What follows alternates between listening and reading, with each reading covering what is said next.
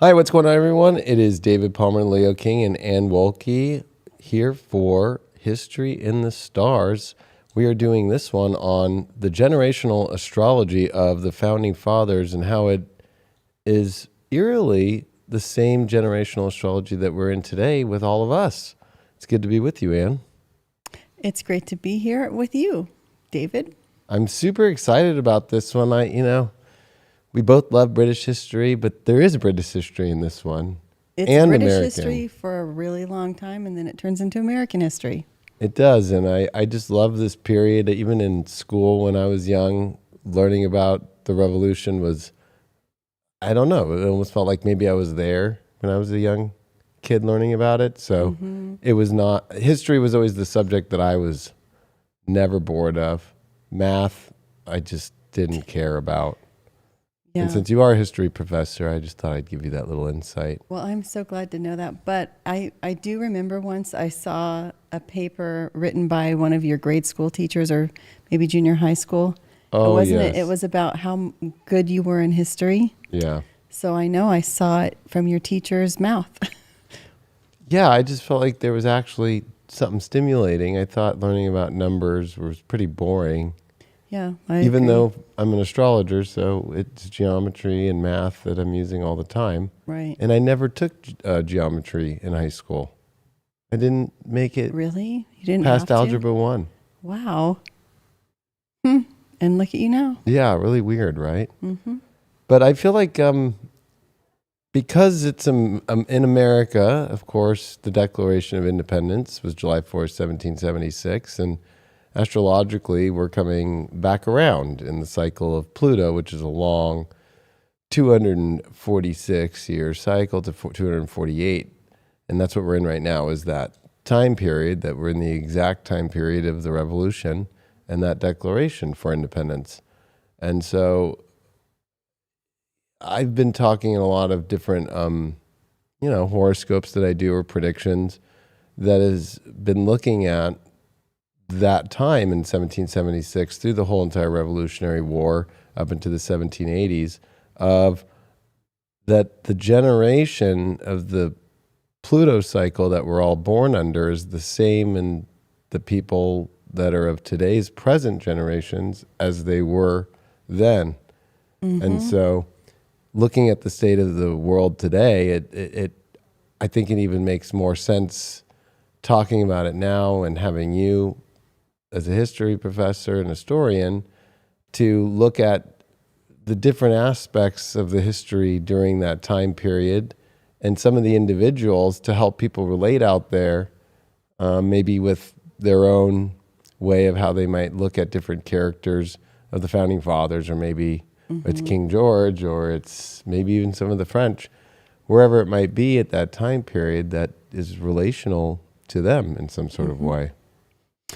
Yeah, I think that this is a really fun topic. I've had a lot of fun preparing for this night and reviewing all of these histories. One thing that I've been wondering, because I know a lot of people have talked about the Pluto return, but what I'm wondering is, what year did Pluto go into Capricorn for the last time? What year did it actually start to? It was at the to very break apart? beginning of the 1760s, so about 1761 to 2. Wow. Okay, that makes a lot of sense. Things really started to happen right around then. Yeah, that would have been there 2008. Right? And I could show it on here. I could just pull that up really quick here.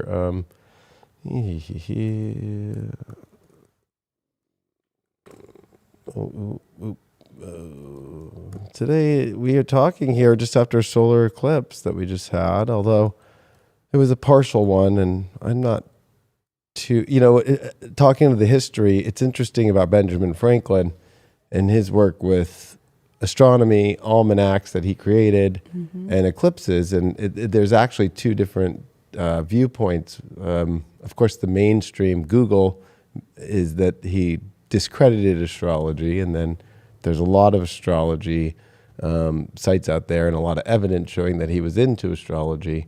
And then it's very difficult actually for me to give an answer that I could say is true, that fully, that he is the one that determined the date in which to sign the Declaration of Independence and all meet in Philadelphia and make that actual date known based off astrology and the planets. There's of course dissenting points of view on that one. But that's kind of an interesting thing that we're sitting here in an eclipse, and why is it not? Well, it's interesting that people would make a big deal over whether or not he was into astrology, because during his time, everybody was into astrology because everybody was measuring the planets, and everybody was observing things like eclipses. And in fact, he actually, I'm trying to remember what year it was, that he was going to view an eclipse and make notations on it, because they did that for part of their scientific research. Right. King George III was viewing the transits of Venus later on. So he actually was trying to view an eclipse, had a record from somebody in Boston that they had been able to successfully view this eclipse at nighttime. And that was what helped him make a discovery about weather patterns. And I don't remember exactly what it was. It was something to do with the nor'easter storms, and everyone had thought it blew from one direction, and whatever it is whatever it actually is that we understand today. Benjamin Franklin was the first one to make that hypothesis. So, and really he was, I would say, the Isaac Newton of the founding fathers, I guess you could say, the one who was dabbling in all parts of the revolution, whether it was the scientific element, especially the scientific, because that's what he did. He retired and then was going to go into science, and then showed up for this foundation of a new country. He did everything. He did everything. I mean, I would say he's even more of a Renaissance man than someone like Newton. I mean, Isaac Newton, as we heard about last time, really liked to stay inside and rarely went into his garden. That was it. I mean, Benjamin Franklin was a man of the world, and he was very into practical applications of science. Yeah. So he, and one of the things I thought was interesting that he did even when he was a young boy was he watched people swimming, and he realized people who had smaller hands couldn't swim as well as people who had larger hands. So he invented paddles for the feet and hands. And wow. And those are used today to teach people how to swim. And then especially in competition swimming, it's used to make you a stronger swimmer too. And he was a strong swimmer because of that, I think. And he used to try to impress ladies with his swimming abilities as well. So he was a ladies' man, which I think a lot of people might not know. He was, but he was always flirting with some young woman, even when he was married. I mean, there's so much about him. I don't know if we're going into talking about him right now, but at times when he was in London, he left his wife and daughter at home for 10 years to go to London.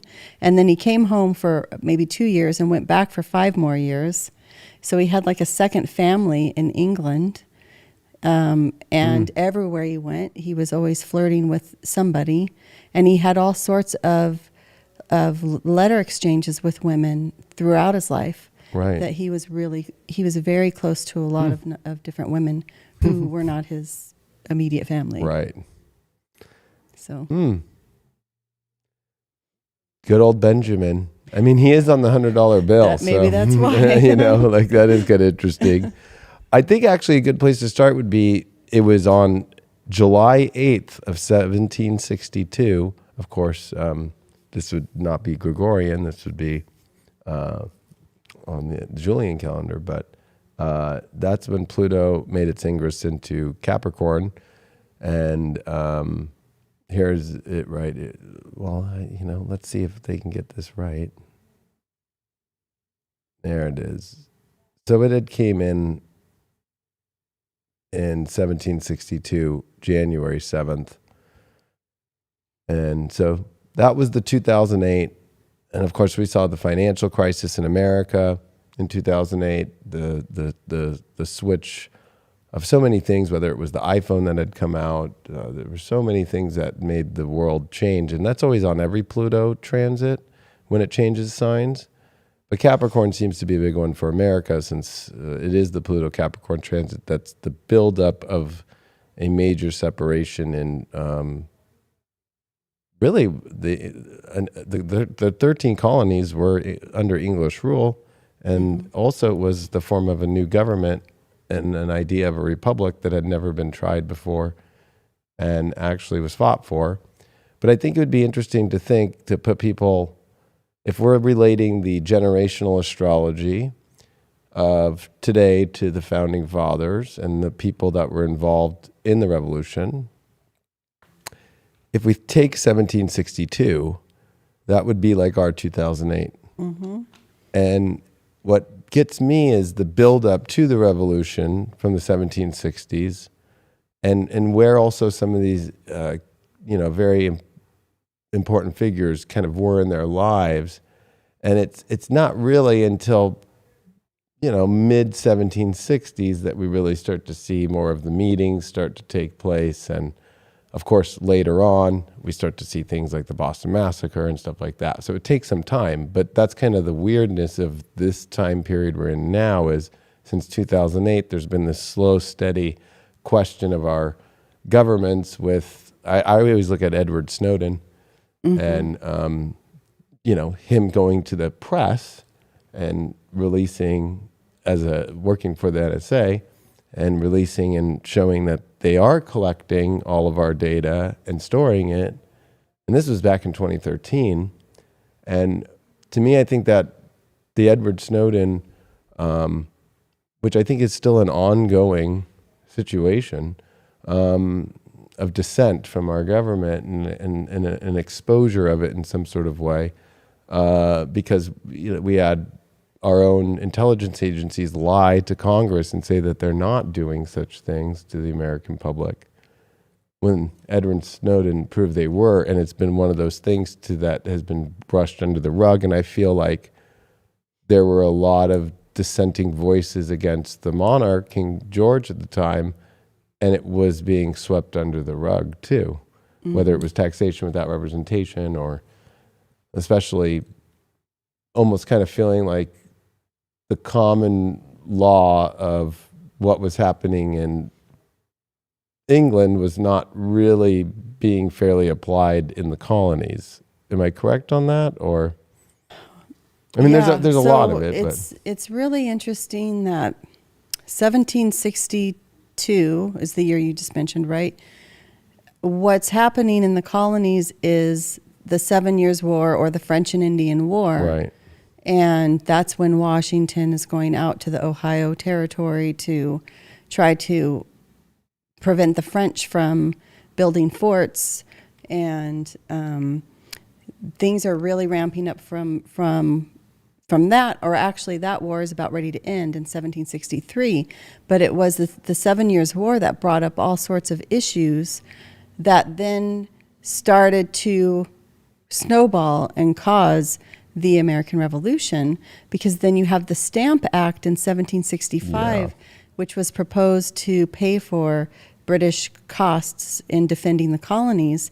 And in the midst of all of that, people like Benjamin Franklin started to realize what he believed about the colonies' relationship to the mother country was false, right? He considered himself, and all other colonists considered themselves, or I guess I should say colonists who were paying attention, considered themselves to be British subjects, and that they should have the same rights as people in Britain.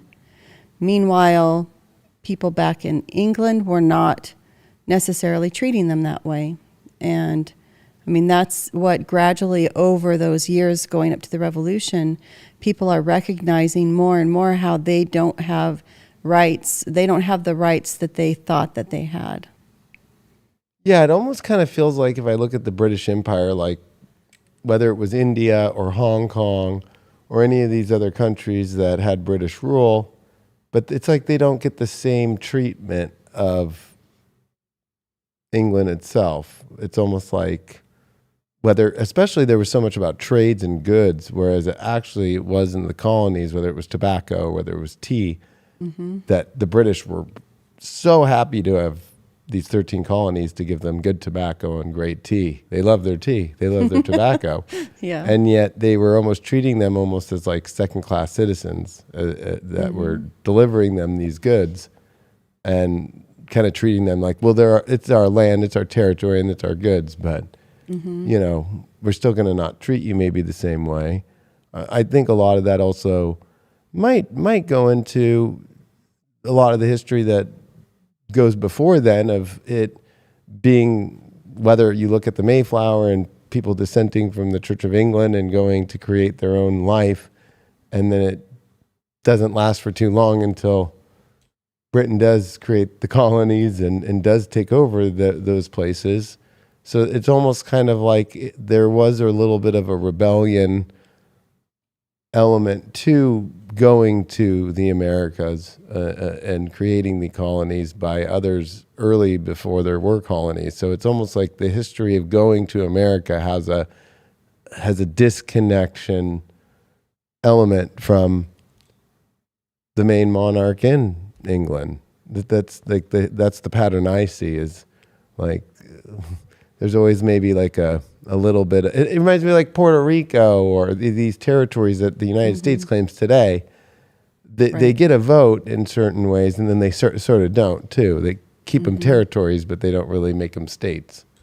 Right. And it wasn't even regularly, I guess there wasn't really a regular situation in all of the colonies in America either, where every colony was governed the same. Because in Pennsylvania, where Benjamin Franklin was, for example, it had been set up as a proprietary colony where the Penn family had a charter from King Charles II to run this colony.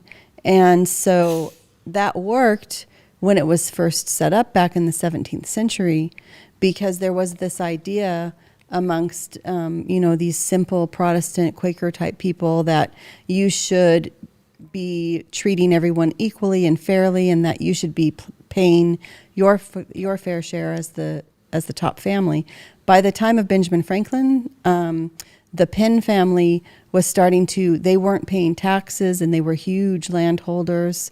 And actually, Benjamin Franklin went to England to try to negotiate with them to see if they could get, a more equal situation there, because part of the problem was there wasn't enough money to pay for fighting the French and Indian War. I have to keep remembering to call it the American terms.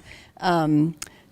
And part of that could be solved if the Penn family, for example, paid up their fair share. It was very expensive to maintain the colonies in the 18th century, because it didn't make sense actually to have all of the products sent back to England, or all of the goods to be sent back to England to be manufactured, and then they come back to the colonies and everybody buys them. It just didn't make economic sense anymore. No. And it was really falling apart. Right.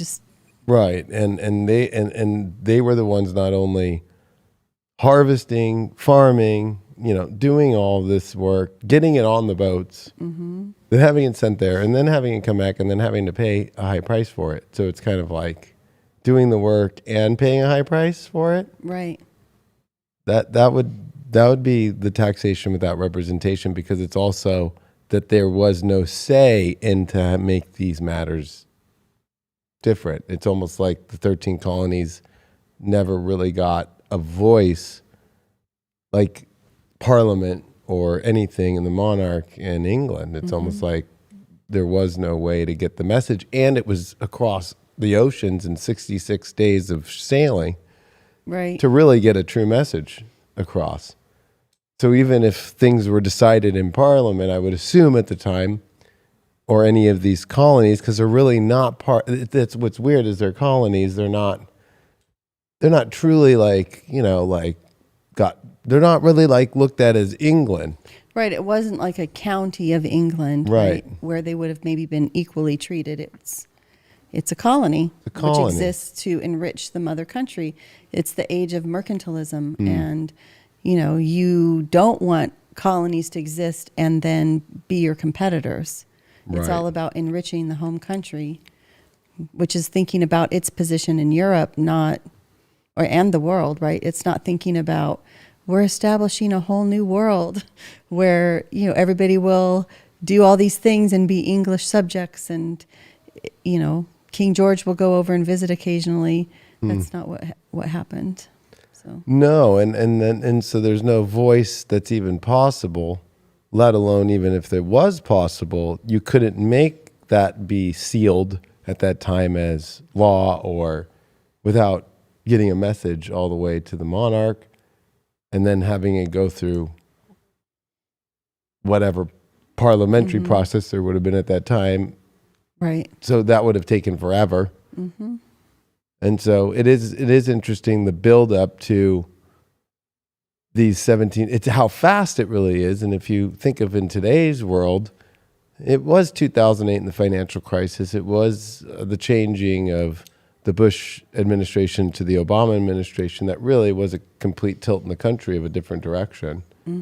And then I think all of us thought it was going one direction. And now look at where we're at today, where I think we're all wondering where we're even going now. There's really no sense of direction anymore. And there seems to be that similar energy, although the difference would be that we still do have now we have a Constitution in the United States, of course, coming into this.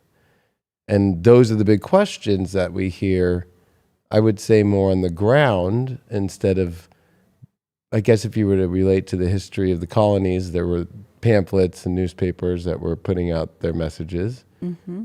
And there was a lot of the gossip or the talk around the colonies and what people were feeling. Or you feel that in today's world where people are wondering, like, are these rights being kept by what we went through the pandemic and so forth? Right. And especially in the last couple months, it's been very strong, a much more, I would say, doesn't matter what political party you're in, people are all starting to question the same way. And you're hearing voices that at one time were not on that level of thinking, switching to that level of thinking now. And so it's kind of the same way that was the buildup to the Declaration of Independence. It was all 13 colonies that had to agree to do it too. Right. It wasn't just one day they said, we're just making a Declaration of Independence and we're taking off.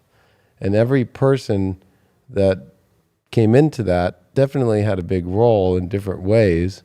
I don't think we're going to go through every founding father, but Right. I think, some of if you were talking about the French and Indian War, and George Washington was part of that as a British soldier, and he was actually an officer in that war. Right. And so if you really think about the end of the Revolutionary War, it's the French that come through to kind of finish the job and help.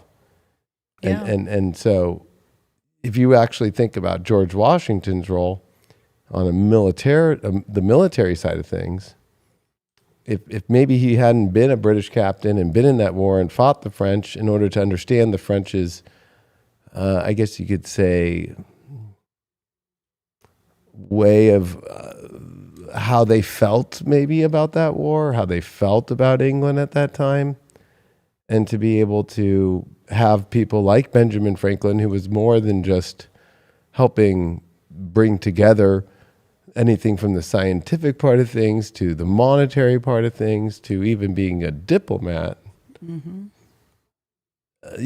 be able to get the French or to get people to actually join the revolution. And also, I think it's a little one-sided too. Like the French helped us while they were going through their revolution, but it wasn't like we were sending droves of American merchant ships or soldiers or anything over to their revolution. No.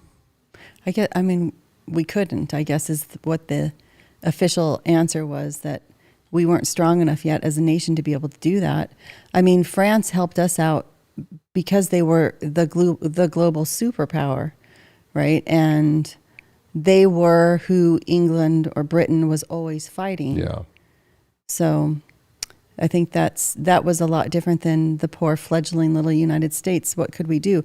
But I mean, what we did was Thomas Jefferson helped Lafayette in the writing of their rights of man and citizen. So in all of those constitutional ideas, we were influential, and we were moral support, I suppose. But Right. it became very different than our revolution. Theirs did. Right. Well, I think we could start with Benjamin Franklin first because, to me, I know he's one of the top figures, of course. Mm-hmm. But it's interesting because it's so much of what he was, but if we're taking the generational understanding of the astrology, he has Pluto and Leo, which today would be the baby boomer generation. They have Pluto Leo. Yeah. Right? So if you think of like the generation that's in our politics today, a lot of them are baby boomers. And a lot of them do have Pluto Leo, but they're also kind of being sunsetted out too. And can you think of one Pluto Leo who is like a Benjamin Franklin? Because I was trying to think of that. I think rock stars, because the ones born in the 50s and, they grew up, of course, watching the transition from the big band era with their families, right? Like their fathers listening to the big band era and listening to, of course, it was just records back then, or classical music and jazz, to living in their teens through the 1960s and the wave of different music coming in, and of course culture that changed dramatically through the 60s to where the 70s came in their 20s now, and they're listening to The Who, to the Beatles, of course, Led Zeppelin, and then American rock bands coming in that I think of a lot of the rock stars have a lot of Pluto Leo. And if you think of the Pluto Leo generation, they don't age soul-wise as much. They might be older, but you still see the rock stars of the 70s that have Pluto Leo still wearing sunglasses and long hair, or still holding that characterization. And when you had told me some of the history of Benjamin Franklin, that even in his elder years, he was still having fun with people, still wanting to be very social and engaging in that way. And that reminds me of how Pluto Leos are. Yeah, he really, even when he was old, he came alive when he was traveling and talking to people. That was what he loved. Right. But he also, what's interesting about him is that I guess maybe he was the original first really cool guy, because he would sit and be silent. That's what he was known for. People expected that he'd be very chatty, and they knew about his reputation and that he was flirtatious, or that he could be. They knew that he had stood up against the Stamp Act, for example. Right. But when people met him, he did this thing where he was very silent, watching what was happening, and he wasn't one of these people who would argue just to get his point across, which is one reason why any of our politicians now, I don't know whether we have any politicians who's like him at all, because he would be quiet. He believed in the Socratic method, so if he didn't agree with what someone was saying, he would question them and sort of say, oh, is that right? Right. Like, and then, well, what do you think about this? To sort of either get them to realize that they were wrong, or to put it out there that he knew they were wrong. Or, he was very polite in the way he talked with people. And that was probably unusual for his, when he was younger and when he was older. Most people didn't take that stance with people. But then, so we know he was very quiet and unassuming, sort of, but then also such a vibrant personality. Yeah, and a vibrant personality that he did a lot more than just the revolution. Experimenting with science, whether it was flying a kite with a key. Right. That's one of the most scientific, biggest revolutions of all time. and it was pretty simple. But to him, it at the time people weren't doing things like that. No. And so he's a very fascinating character, and Pluto Leos are in general. He was an interesting one because he has Pluto and Uranus in Leo, and it was as Uranus was getting closer to meet with Pluto, which, if you were to relate that in today's generation, the people born in the 60s, especially in 64, 65, they have Pluto and Uranus conjunct in Virgo. And this is, he was born with that. So he would be, even though that's Pluto Virgo, this is where the Uranus-Pluto energy was coming together here. And it was happening in Leo. And so he's, if I were to relate it to today, it would have been like he's one of the people who were born in the 60s energetically, right? But having the 50s baby boomer Pluto vibe and energy. So he's kind of a combo of both. He actually is very innovative and very unique. And he is somebody who, he's born with the North Node in Saturn and Taurus.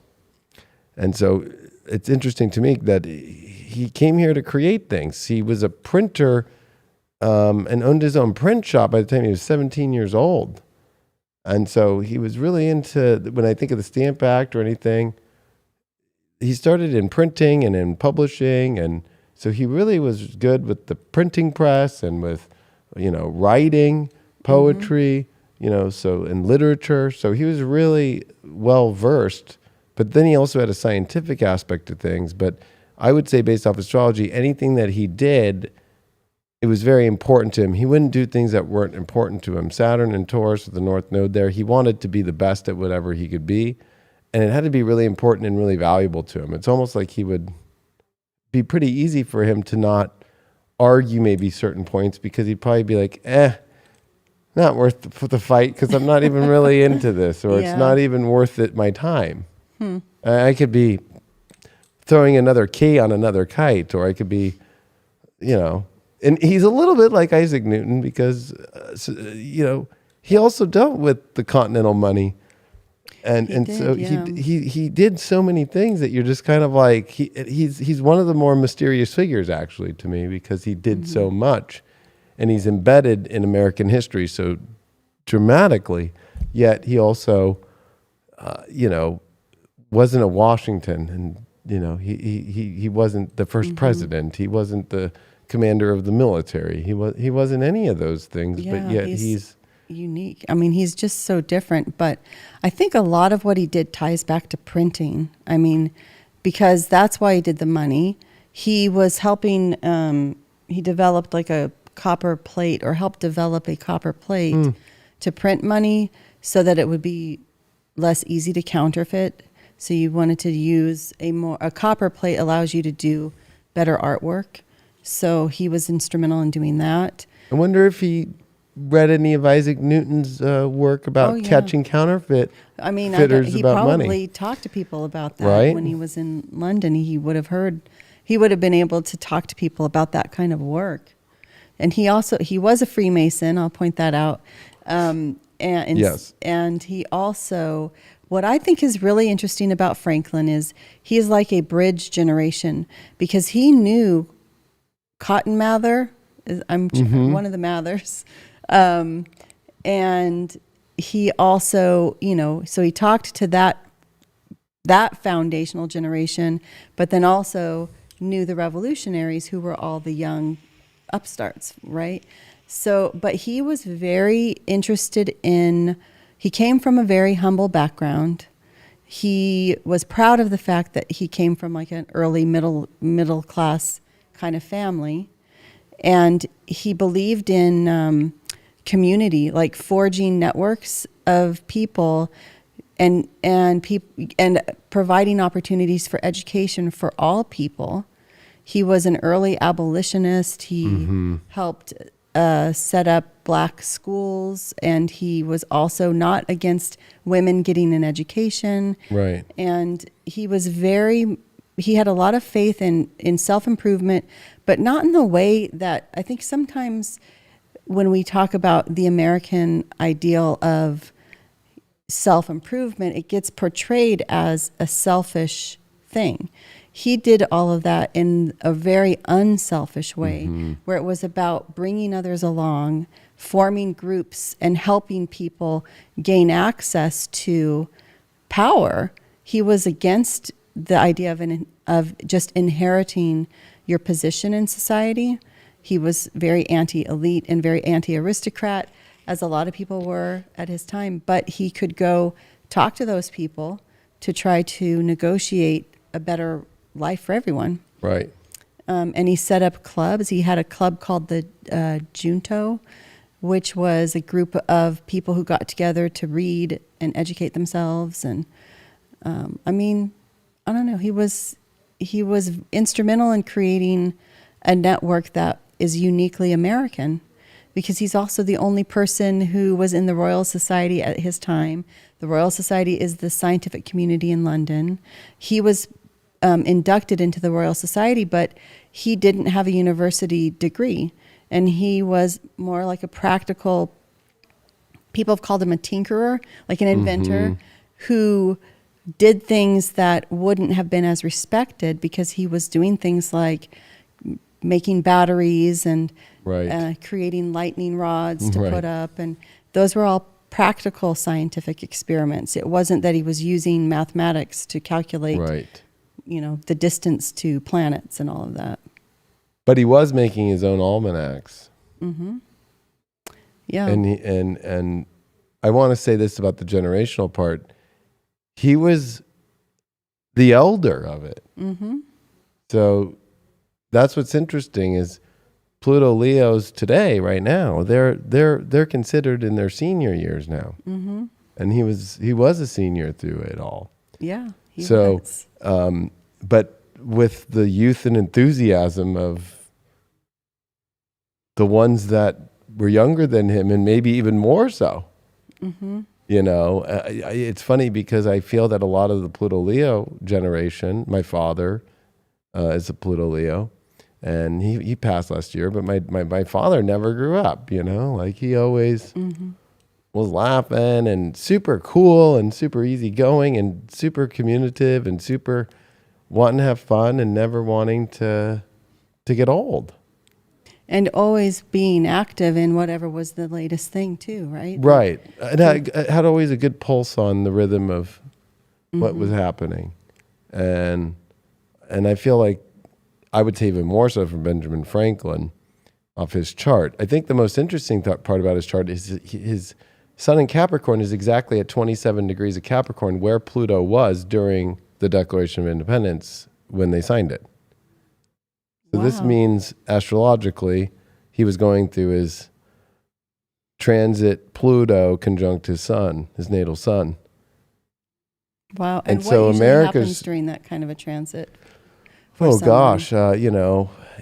Usually, I mean, it could go one way or the other. I mean, for somebody like Tiger Woods, it made him the best golfer in the world to, he's cheating on his wife and he's driving his cars off cliffs and drunk and trying to restore his masterpiece of the best golfer of all time and never has been able to. Or Mel Gibson, top of his game as an actor, becomes a director and producer of a film that gets a lot of backlash in 2006, The Passion of the Christ.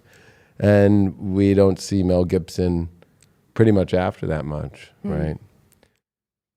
Or you could take somebody like Ted Cruz, who's a Capricorn, who then was kind of a nobody, was against Trump in the debates, and then now has kind of been a rising star in the Republican Party, but also it becomes polarizing Pluto. So they can become polarizing figures at the same time too, Capricorns. Or Dr. Anthony Fauci. We've seen him in his huge rise, but also his huge polarization at the same time. Right, a huge rise amongst the people who agree with him, right? Which is similar to Benjamin Franklin, because he shocked and alienated the people who were loyalists, Right. who were shocked that he actually would go so far as to become a revolutionary. Right. And when he decided that revolution was the course of action, he was the first to do that, really. And people were sort of shocked. They expected him. Some people were saying, oh, he's just not revolutionary enough. Why is he over in England, trying to negotiate with these people? Then he came back and said, okay, they don't get it. Right. There's nothing else for us to do now. And his own son was a loyalist, and he went against his own son. So, and I'm sure he was shocked and surprised that he ended up with that perspective. Yeah, I also read that he was the 15th out of 17 of his parents, that he was the 15th child. And I think the 16th died young. Right. So it could, because I was reading something about him, that he was the youngest son of the youngest son of the youngest son. Right. Like it went for generations where it was always the youngest son that did that sort of thing in his family. That's very interesting to me, because, I mean, like, he'd go against his own son with this. He obviously, I would say, because he was in the Royal Society, he had, even though he might not have been the typical one that was entered into there, he was part of these more, I guess you could say, groups that had, some sort of a verification that he is somebody.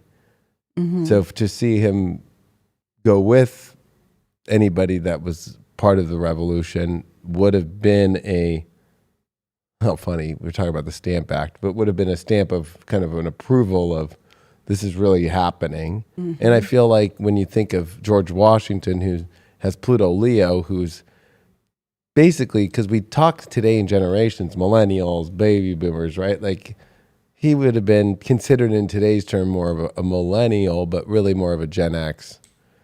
Washington? Yeah, Washington. So he's early Pluto Libra? He's middle Pluto Libra, yeah, which I could pull up his chart. But that's what's kind of interesting about that, he's much younger. And it's like, if as an astrologer and thinking of the generations in the astrology, it would be like Benjamin Franklin would be kind of like the one everybody looked to a little bit to make, like, are we really going to do this? If you're doing this, then I'm doing this. Like, when you have an elder in the room, especially, I mean, a lot of them were Masons. Yeah. And so that means, a lot of it, of course, is not going to be revealed what was said in any of the Mason, lodges and what was happening at that time. But he probably was a higher degree Mason at the same time, too, than all the other Masons. So you would have definitely paid attention more to Benjamin Franklin being a higher degree Mason, because he could have been a Grand Master that actually of a lodge itself, too. But that's stuff that you don't find out. Right.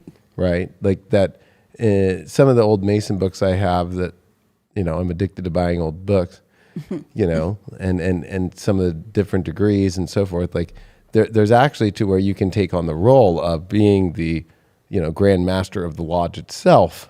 It's more than just the degrees in which you are, but you can take on different roles too. We don't know whose roles, especially back in the 1700s, that kind of information was super hush-hush. Super hush-hush.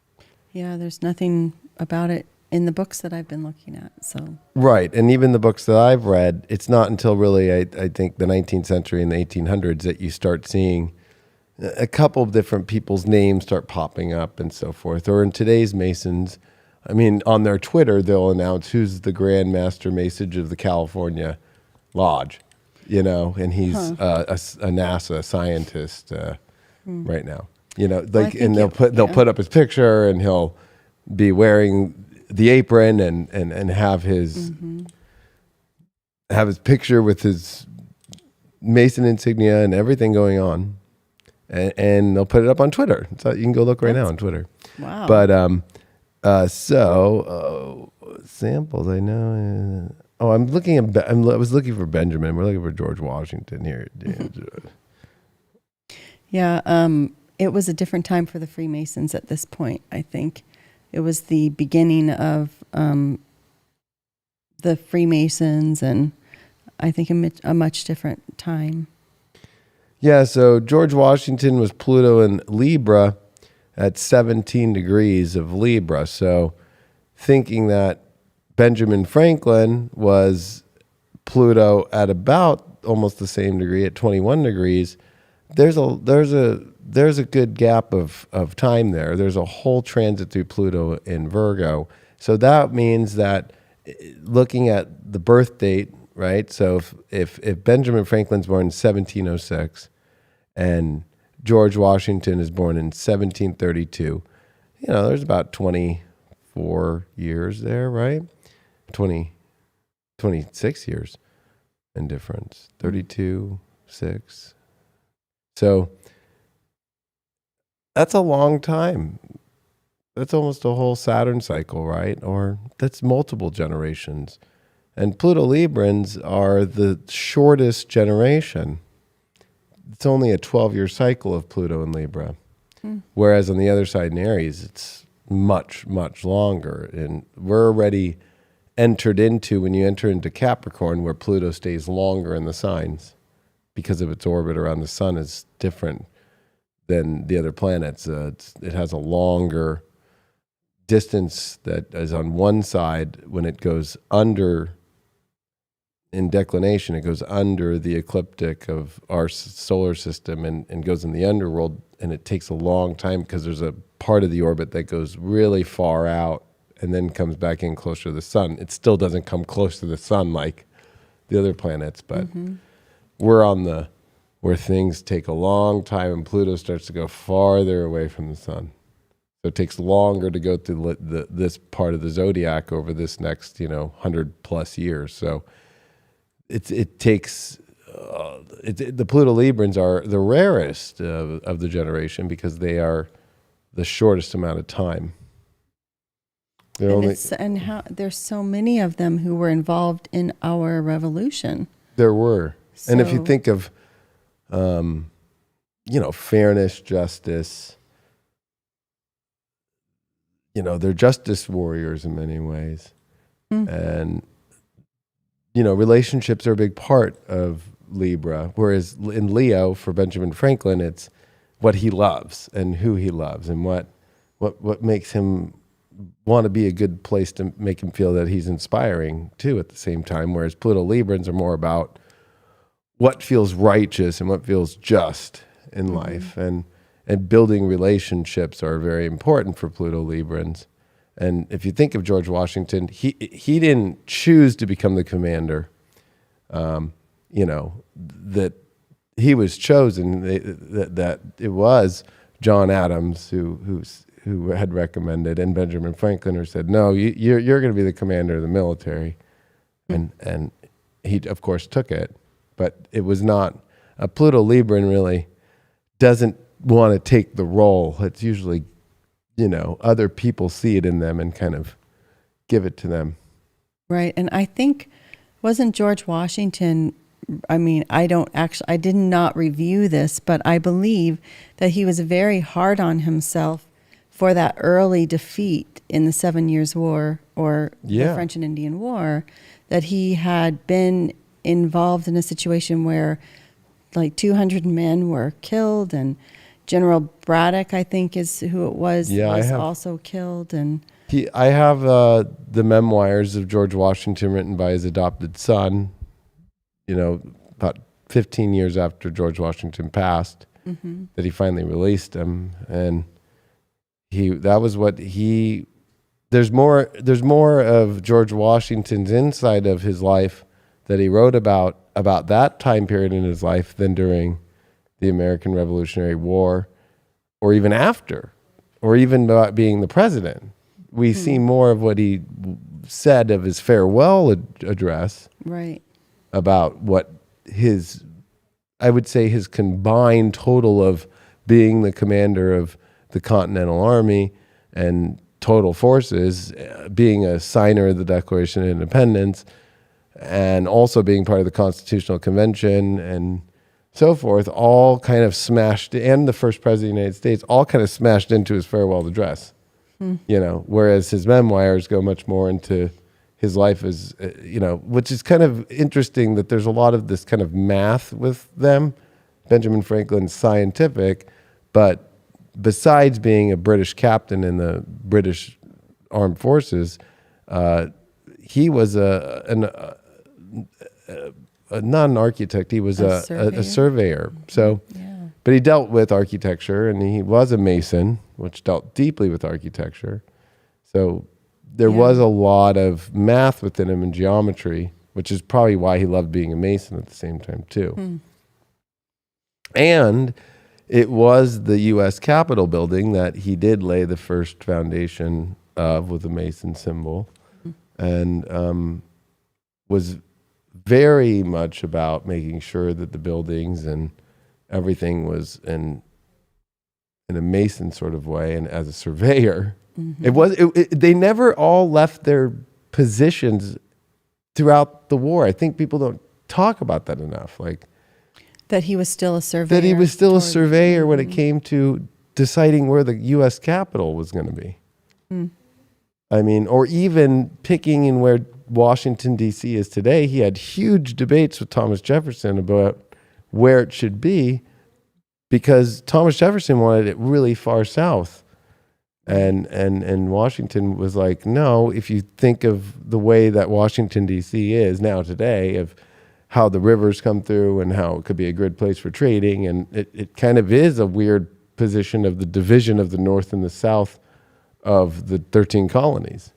And also that it was a perfect position strategically and architecturally for where it is kind of ironically gridded out very uniquely, kind of like the Vatican. Yeah, so what do they say about that? This is something that a historian does not know. So why did they choose that location? What would be the more mystical theories behind why that location would be chosen for the capital? Do you know anything about that? I mean, from the research that I've done, one, of course, was Jefferson wanted it farther south because of slavery. And ironically enough, I just watched an interview with Condoleezza Rice, the ex-secretary of state, with the Hoover Institution. And she was talking about how Frederick Douglass, who of course was a black man, who of course helps understand that the founding fathers and the way that everything was set up is that the structure in order for America to be built had a phase out of slavery over time. And this is Frederick Douglass's point of view and what he had said. And even Condoleezza Rice says that the country is not founded upon the intention of slavery, right? That there was, whether it was Benjamin Franklin too, who was not about it, or even George Washington, a lot of them were not wanting this, but trying to roll out, whether it was in the Constitutional Convention and so forth. So one of the main reasons why Washington, D.C. is where it is because the only time that Washington was really upset with another founding father was Thomas Jefferson and wanting it way farther south in Virginia, way south, like Chesapeake Bay south, like all the way at the bottom, and maybe even farther south, like South Carolina, because of the slave trade, which they were phasing the ability out of no slave trades allowed, no bringing in of new slaves. That it was an incremental process that was being built of, no, that wasn't going to happen anymore. So that's one way of not going into some sort of crazy conspiracy, but an actual like. Well, that's what I would think, right? Is the political, economic reason for it. I was wondering if it was also that there was a mystical ley line there, or like what would be the. I mean, yeah, there is one there. But I seem to think of the Pisces that George Washington was and the Pluto Libran, his memories of whether it was on the Potomac as fighting, right? And the idea of these rivers that go through Washington, D.C. around it, that it's kind of like a base, the way that it's set up, right? And it's a great place for trading and bringing things in, but also a great place to kind of like set things up. At that time, you have to think of the 13 colonies. So you have to think of, it kind of is the perfect kind of middle ground. It's not too far north. And New York had its own, that was the first place, right? New York is where the first Congress is. And that's where George Washington becomes the first president and takes the first oath of office on the steps of the first Congress, which is on Wall Street. Yes. So it's very interesting there of how that they don't want to have the country in a New York as an English name.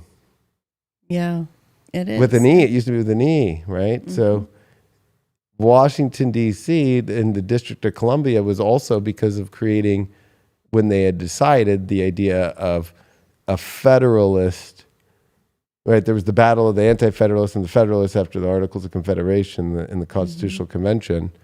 And so there was that other point of, well, if they're going to have a federalized government, but in a republic, there needed to be a place. And to have it in New York, which was an English city that had been taken over, if I were to say if there was any conspiracy or if there was any magic, it would be that the name New York and the city had been tainted, because it was one of the biggest losses at the beginning of the Revolutionary War, was for them to lose New York right away to Cornwallis and the English. And so it's kind of like bad juju. Like, you know, like, no, let's not do there. Right. And they were able to build a whole new city in Washington, D.C. And it was close to Washington's home as well. Yes, that's true too. But yeah, and it was great. It was easier for travel to get to it by boat. And that was one of the main things. But I think that's what's interesting is thinking about when you start looking at, we were also talking about Thomas Paine and how, deep his writings were for Washington to order the troops to read his pamphlets about the American crisis, or Common Sense, which came out January 1776. He was a Pluto Scorpio. So when you start looking down the list, a lot of them are Pluto Librans. There's a couple Pluto Scorpios.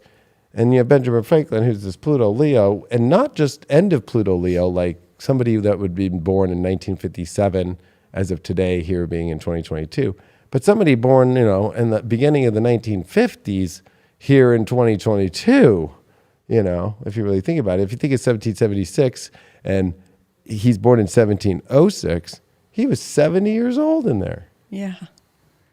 Yeah, and every time they asked him to do something else, like, all right, hey, now we're fighting the revolution, could you go to France and help us get some support from France? Right. And he's always, oh, I'm so old, I might not be able to do this. Right. And then he goes and he perks up again, and there is Mr. Benjamin Franklin with his fur hat on, living it up. And John Adams, who is, of course, the first vice president and second president, actually was a very big diplomat and was somebody that worked with Franklin on diplomatic issues, but learned from Franklin how to do the diplomatic issues because, of course,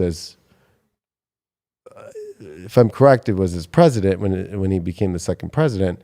He is the one who went over to England and to see King George, and King George actually acknowledged them as an independent country under John Adams, and had the guts to go over there and do all that. Or I think he was his vice president maybe for Washington. But like John Adams learned from Benjamin Franklin of how to do the diplomatic element, which John Adams did become a great diplomat for the country, to have the courage to go over there after winning a war and say, hey, right, you're going to recognize this for sure, right? Not going to kill me right here for treason. Yeah. And King George didn't. And that actually kind of goes into King George, which I think that's where you come in with some great insight here, is like, I didn't do any of the stuff on him because I really wanted the British historian here to show up. Uh-oh. Because to talk me, about- he's such an interesting character because, we talk a lot about different British monarchs, and it's a monarch that literally loses a huge war. A lot of men died, a lot of resources were lost, and it's very weird to me on how he survived so after the war and just kind of, okay, that happened. like that's what I'm trying to understand. And who was his predecessor? Was it King George II. King George II? But that was not his dad because his father had died. His father was Frederick. And you have to remember that these are German families. They actually came from northern Germany, from a province or an area called Hanover. And they were cousins to the English monarchs. When the English monarch, that line died out, so they came over. So his George III's dad was named Frederick after sort of a German name. But his father died, and George III became king instead. And what's interesting is it was in 1760 that he became king. Oh, wow. So it's right around that shifting time. Right. And he would have been a different one of the Hanoverian monarchs who was more English, right? He embraced English culture. He liked the idea of the English farmer. He was into agriculture and science. He probably would have been hanging out with Benjamin Franklin. I mean, he enjoyed the same sorts of pursuits, although he was aristocratic and from a much nicer family. I was going to say, wasn't he very social, like having a lot of social events? George III, or Yeah. Probably. I don't From know a lot of the more. history I've read, like during the war, he was still. It wasn't like he was in turmoil. He was still living as a king and still he was a social king and would have a lot of people at the palace and have, he wasn't like a hermit king, I guess you could say. No. Like he was a very social king, and from what I read, in that there was balls, there was activities happening constantly around him. He was a very social king. He wasn't a And he had a big family, and his wife was very social. So, he was not acting like somebody who was losing a war or losing a part of his colonies. But we have to remember also that this is the time where England is gaining ground in India and really developing that future colony. And a lot of attention is being shifted there, so that even after the American Revolution, after that war is lost, Cornwallis moves right along with his career and goes on to India. Right. And it's not like people were really disgraced after it. And even through the beginnings of the American Revolution, as I said, like Benjamin Franklin wasn't sure if he would want there to be a break from England or not. And one of the reasons was people believed it wasn't George III that was causing the problems, that it was his advisors who were the issue. And that was a common belief. When a king was doing something wrong, people believed, well, it must be his advisors because the king wouldn't treat us like this. So, it was after everyone realized maybe the king is actually causing some of these problems, or maybe he's not on our side. Right. When things went too far, then And he was a Pluto Scorpio. George III. Yeah. He was born in 1738. And it's interesting because he has it at the first degree. So that would be like somebody born in 1985 today, which would be a year older or younger than me. or somebody born in 1984, like my year. But it's interesting because he was a Gemini. He's got a lot of Gemini. And he got a lot of Gemini, and he's got Chiron there, and he's got Mercury retrograde and conjunct Saturn. All right, and so Venus would that have something to and do Neptune. with his madness? Oh, so I don't know about his madness. He lost it in the end of his reign. I mean, I'm trying to remember which year it really started. There had to be a regency at the end of his life for many years because he would go in and out of madness, and people thought, it could have had to do with a disease. There's been all sorts of understandings of what caused it, whether it was porphyria is one of the diseases they've said it might have been, or people just say he had mental illness. But that all happened in the 1780s, 90s. I'm trying to remember when was the first time that he went, and he would go kind of in and out of madness, as they said. And finally, it was just fully, England was run by a regency. Well, it's interesting because they ran the Declaration of Independence chart on top of as transits to George III. And so when the Declaration was signed on July 4th of 1776, this is when Uranus was in Gemini and it was headed towards his Sun, his Mercury, his Saturn. Like, that's what the war was. It was also, at the same time, Pluto was on its way to oppose his ascendant when it went into Aquarius.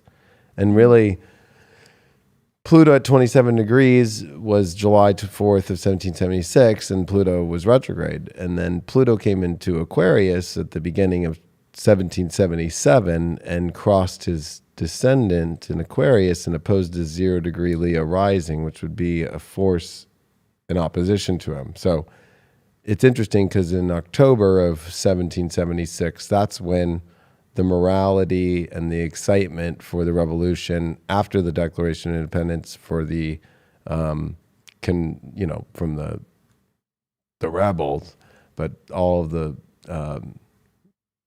founding fathers and all the troops, all the morale was lost because right away in October, New York was lost and Cornwallis shows up, and it just becomes a pretty fast takeaway of the American dream. But it takes some time, of course, for that to turn. But the beginnings for George III and Pluto to oppose him in his ascendant and go into his seventh house, which he definitely would have had a lot of issues with having to go through a Pluto Aquarius in the seventh house, and he's a Leo rising, the people against the king, right? Wow. Which this terrifies me for my own life, but I've already been dealing with that, and he was already dealing with that before. People don't like Leo risings, whether it's Trump, whether it's the Leo King, whether it's, look at Joe Rogan, who's a Leo, and all these things that Leo energy really gets opposed. And it's one interesting fact, too, in the Revolutionary War or the Founding Fathers, the complete list of the Declaration of Independence signers or anything, you won't find Leos. Well, so were they all identifying with the king then? I mean... I don't have an answer to that one. But there's a lot of Capricorns, Aquarians, and Pisces and Aries. And that's where Pluto went through, of course, going into the 1800s and so forth. So Pluto's an activator, so it kind of activates. And then when Pluto's in opposition to you, it's more of a coming to your full power, but it also there's a lot of powerful forces that are opposing you.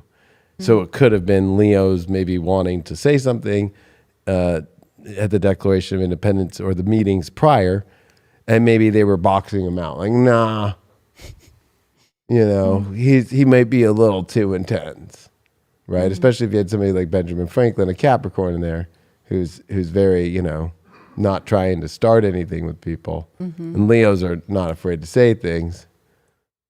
And so it's interesting. I've ever since I was young into astrology, I've always been looking for, where's the Leo in the Revolutionary War, and I can't find the Leo. I cannot find the Leo. How interesting. I think I noticed maybe Marquis de Lafayette was a Leo rising, or I think he had Leo in his chart somewhere. So maybe the French were the Leos. Well, and George III was a 0 degree Leo rising, and I'm a 0 Leo sun. And I noticed he had Leo North as his node. North Node. Yeah, in the first house.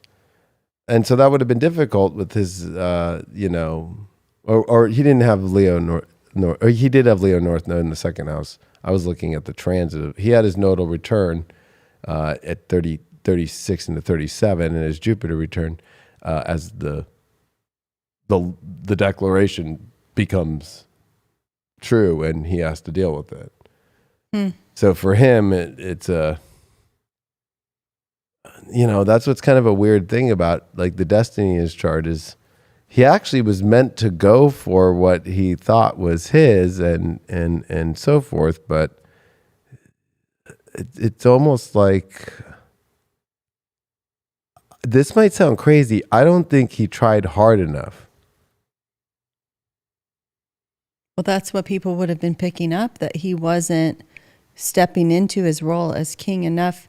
He was letting his ministers or parliament try to figure things out, trying to figure out how are we going to pay for defending the colonies, and letting that all get out of control. He could have stepped up instead of calculating the transits of Venus, which I think were happening around that same time, weren't they?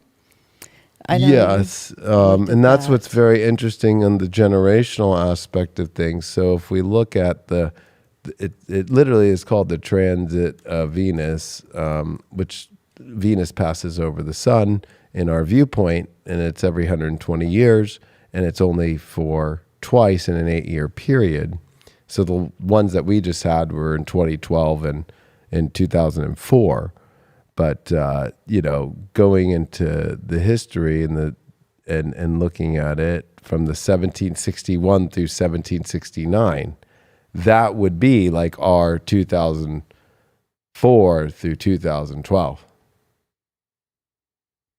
And Wow. It is interesting that you said that he was very into like looking at that transit of Venus. Yeah, I have it pulled up on my computer. Oh, please, yeah, if we could if see Brian that. can just show, this is, Because these that's are some of his notes. That's crazier about the generational thing is that's also a generation of people that got to experience that.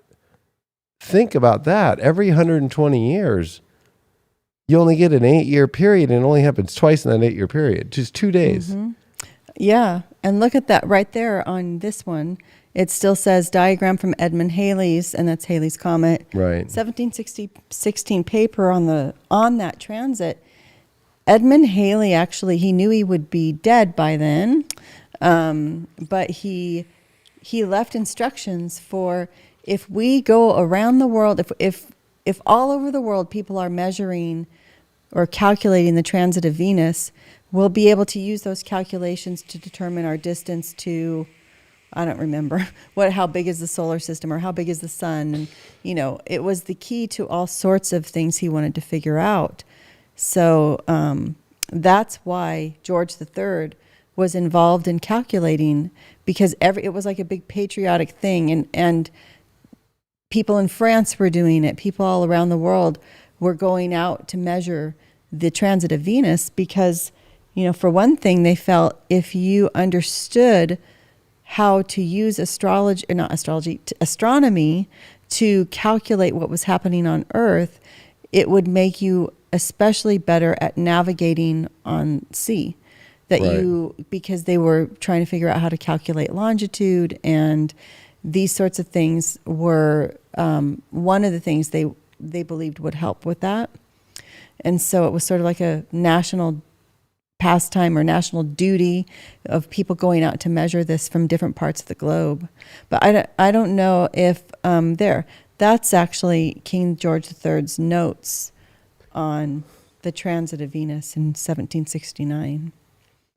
So he actually, and I noticed too, he'd had one bout of his mental illness in 1765, but it didn't last long. And then he again went into that in 1788. So this is, when he had that first break, and now he's really interested in the mathematics behind this and calculating the whole thing. Yeah, that's pretty crazy, because I feel like that's a time period when things also start really ramping up in the colonies. Yeah. Right. That's when things start becoming. It kind of reminds me of a rogue kind of experience. You have redcoats, British soldiers there that are maintaining kind of like just operations and making sure. It reminds me, I know this might be stretching, but it reminds me when I watch about the Holocaust, and especially just thinking about how the Nazi soldiers are just kind of watching the factories of Jews that are just in camps. Even though it's not a camp, it kind of is a camp, right? Like, are they getting all the goods out? And are you making sure you're loyal to us? And you can have your little life, but not really, not fully. Like, it kind of is like, is the tobacco getting on the merchant ships? Good. Mm-hmm. Like, it's more of an operational, in the way that the British Empire kind of thought, right? It was always about goods and trading, and always trying to outcompete the Dutch for years prior to that, right? So it's all about trade. And even George Washington and a lot of the writings, and Benjamin Franklin and all them, when they declared independence, a lot of it was also about the ability to trade. And also in the original Articles of Confederation, it was about trade to be the way to fund, the idea of the federal government, which was even looser in the Articles of Confederation. It was states and independent states that were supposed to be friendly neighbors to other states and help protect, that there was no national military. It was supposed to be state militias, and if another state got invaded or something, that the other states would join in and help. That's how the Articles of Confederation were. So, but it was about that the funding for anything that was federalized, like money and certain things like that, and there was no taxes, of course, that would be through trading. So it's interesting to me that during that 1769, which would have been the 2012, if we were to throw it into these times, which of course, as an astrologer, I would say there was only a small amount of us that were talking about it, that were obsessed about it, like George III, mm-hmm. which always has blown my mind, that I still use it in my talks today, of how it's a factor in what's happening now, and a factor of what happened then. Especially, it would have been really interesting to me thinking of George III, who had Venus in Gemini at 29 degrees. Even though those transits of Venus were in different places, we just had the transit of Venus as a Gemini transit of Venus in our lifetime. And so it's almost like he might have, it didn't happen in the exact position of where his Venus is, but it did happen where his sun is. The transit of Venus. At that time was? Well, no, I'm saying like in our time. And also looking at his chart, whether I think of Trump or I think of like he actually is a Trump, which is kind of weird. The sun in Gemini, Leo rising, right? Or if I think of Kanye West right now, like there's this kind of oppositional aspect, and it's kind of weird that like there was this address of Declaration of Independence to King George. It really was to the monarch. It wasn't right. It wasn't to certain members of Parliament or something. It was named to King George. So I would say that, maybe there's something to say about Leo rising in a time of Pluto going into Aquarius that does not do well. And the transit of Venus would have touched off the economic aspects Correct. of things not going well. Yeah, so think of 2004. We're still on cable internet being brand new. We're on flip phones that have little side speakers now, and we're excited about that. Napster is a big thing that is now turning into BitTorrent, meaning that people start sharing files with each other to get things. By 2012, it's now the iPhone is out, and now Samsung has created a touchscreen phone, and now we're seeing apps, and now we're seeing like this different monetary exchange of digital currency and things like Bitcoin too, and crypto and all that, all in the incubation period, I call it, of the in between of the transits of Venus, where Venus perfectly is eclipsing the sun. Instead of it being the moon, it's Venus. Now, it doesn't throw a shadow that we can see, but it actually is throwing a shadow. Minutely, of course, because it is on the planet of Earth. Which, Right. of course, I don't see anybody talk about that, but it's like it's eclipsing to where we can see it, and they have old pictures of it too. When the one that happened after George III, 120 years later, is when photography came out, and we have pictures of it. And some of the first pictures are of the transit of Venus, that there is an obsession I think with it's it. so strange that it was an obsession. That's And in those I different fell under the eras. spell of the obsession. But I don't think it's a spell. I think it's people who There's really, people who are really tapped in. And when you hear about it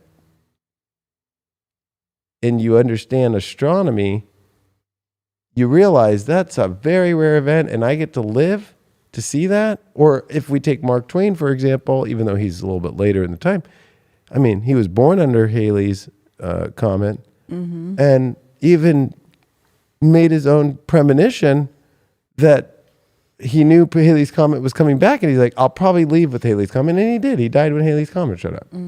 So, there's some dissenting point of views I'm just going to throw right here about how there was this is, of course, mainstream media, and this is the Smithsonian Mag, that Franklin considered astrological prediction foolish, especially in light of new scientific discoveries being made about the universe. He thought almanacs should not, basically predict any of the future events, as if people were still living in the dark ages. So he used to make fun of his competitors who continued to pretend they could legitimately use eclipses, for instance, to predict future events.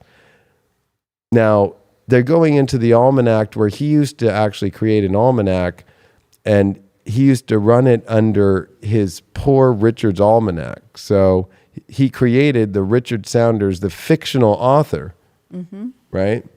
And the Poor Richard Saunders persona allowed Franklin to satironize almanac makers who still wrote about eclipses as occult phenomena. Satire works because it closely reproduces the object being made fun of. So they're going and showing that the ones of 1733. Now that was, of course, when he was young, right? So he's young, he's cocky, and he's actually really young, right? And I mean, he was a printer at the time, so to create a false persona, but in the bottom it says printed and fold by B. Franklin at the new printing office near his market. It's almost like he knew how to get attention. But what's interesting is if I were to show you so these are the examples of the almanacs that were used, which the claim is by a lot of astrologers in the astrology community that he was using astrology to determine when the declaration should be signed. So whether it's George III and the transits of Venus, or Benjamin Franklin and the almanacs that were used in the years of the Declaration, these all have astrological tables that are more than just the farmer's almanac of knowing the moon cycles, but actually the position of the planets, what planets rising, but more importantly, the degrees and the signs that all the planets are in. Mm-hmm. Which, and also eclipses. So it's interesting because, the mainstream media is trying to throw that he made fun of eclipses, right? But here it is in 1753, 20 years later. This is the year there will be 4 eclipses, 2 of the sun and 2 of the moon, right? And he talks about that. It begins 22 minutes. The whole duration is 2 hours. So he's an almanac creator. It's not like he's following somebody else's math. He's doing that himself. And he's using the position of the planets. And he's giving the exact times of day. And he's giving the prediction, which of course is not so much a prediction, it's a predetermination of where the eclipse cycles are going to be. But it is interesting to see that on both sides, there are 2 figures that are the ones that are pretty high up in esteem, that have a very big connection to the astronomy of that time. This is August, and there's poems that he would add or different things. And even in some of these aspects, he would say things like God, parents, and it's Old English, so it would be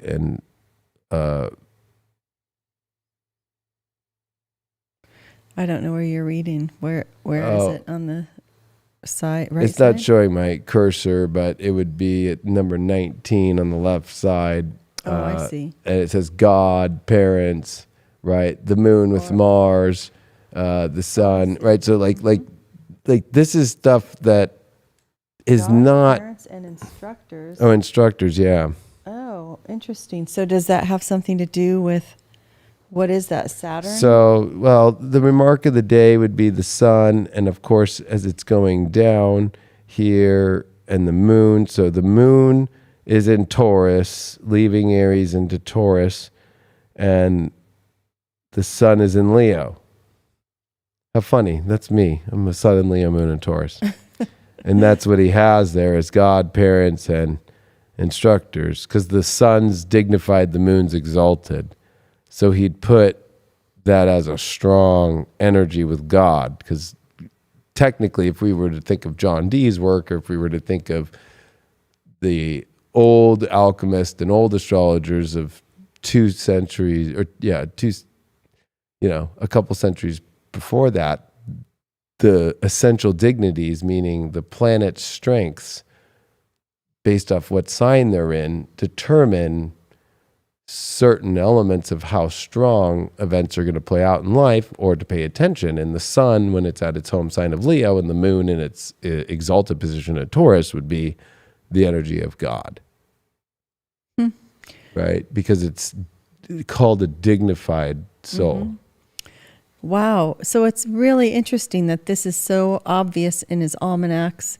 Correct. And people say he was against astrology, when it sounds to me like what he was really against was bad astrology, or correct, just sort of, because what did happen is that people printed the same thing in almanacs for years, and it would have been some kind of generic predictions about what the eclipse might have meant or whatever.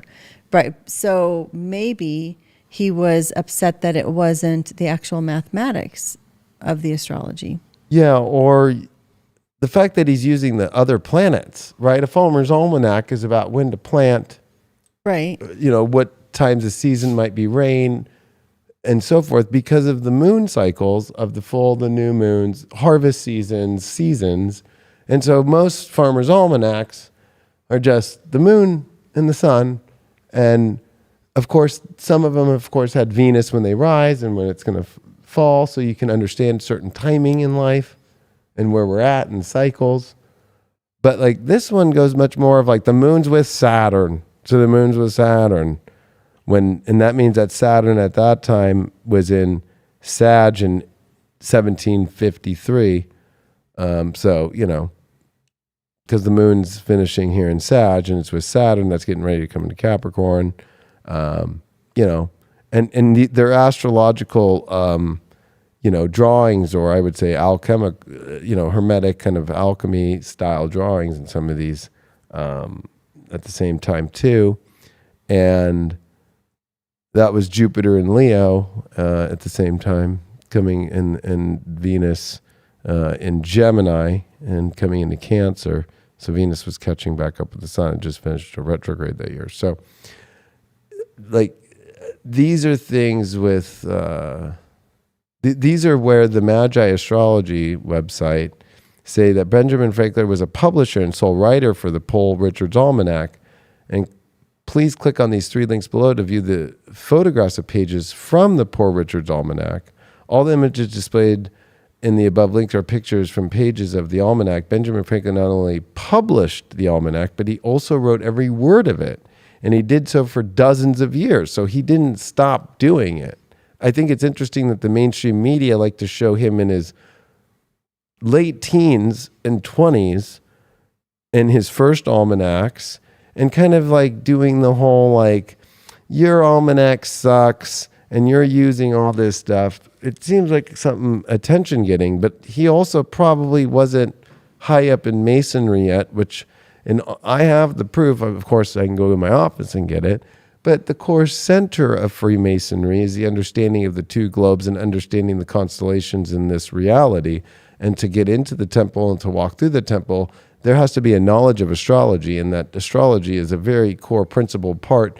And I could pull out the book and read it, but in there it does say that it would be wise of you. It's one of those things that the Masons do. Like there's a courtesy to other Masons, right? It's like, we're not going to tell you what to exactly do, but we are going to basically say, if you don't do this, you're pretty much stupid, right? That if you don't understand why we navigate, they say and of course, whether it's in maritime or understanding the way that this terrestrial, as they call it, world works, is that you must understand the rotations and the planetary understandings and the secrets that go behind all of it.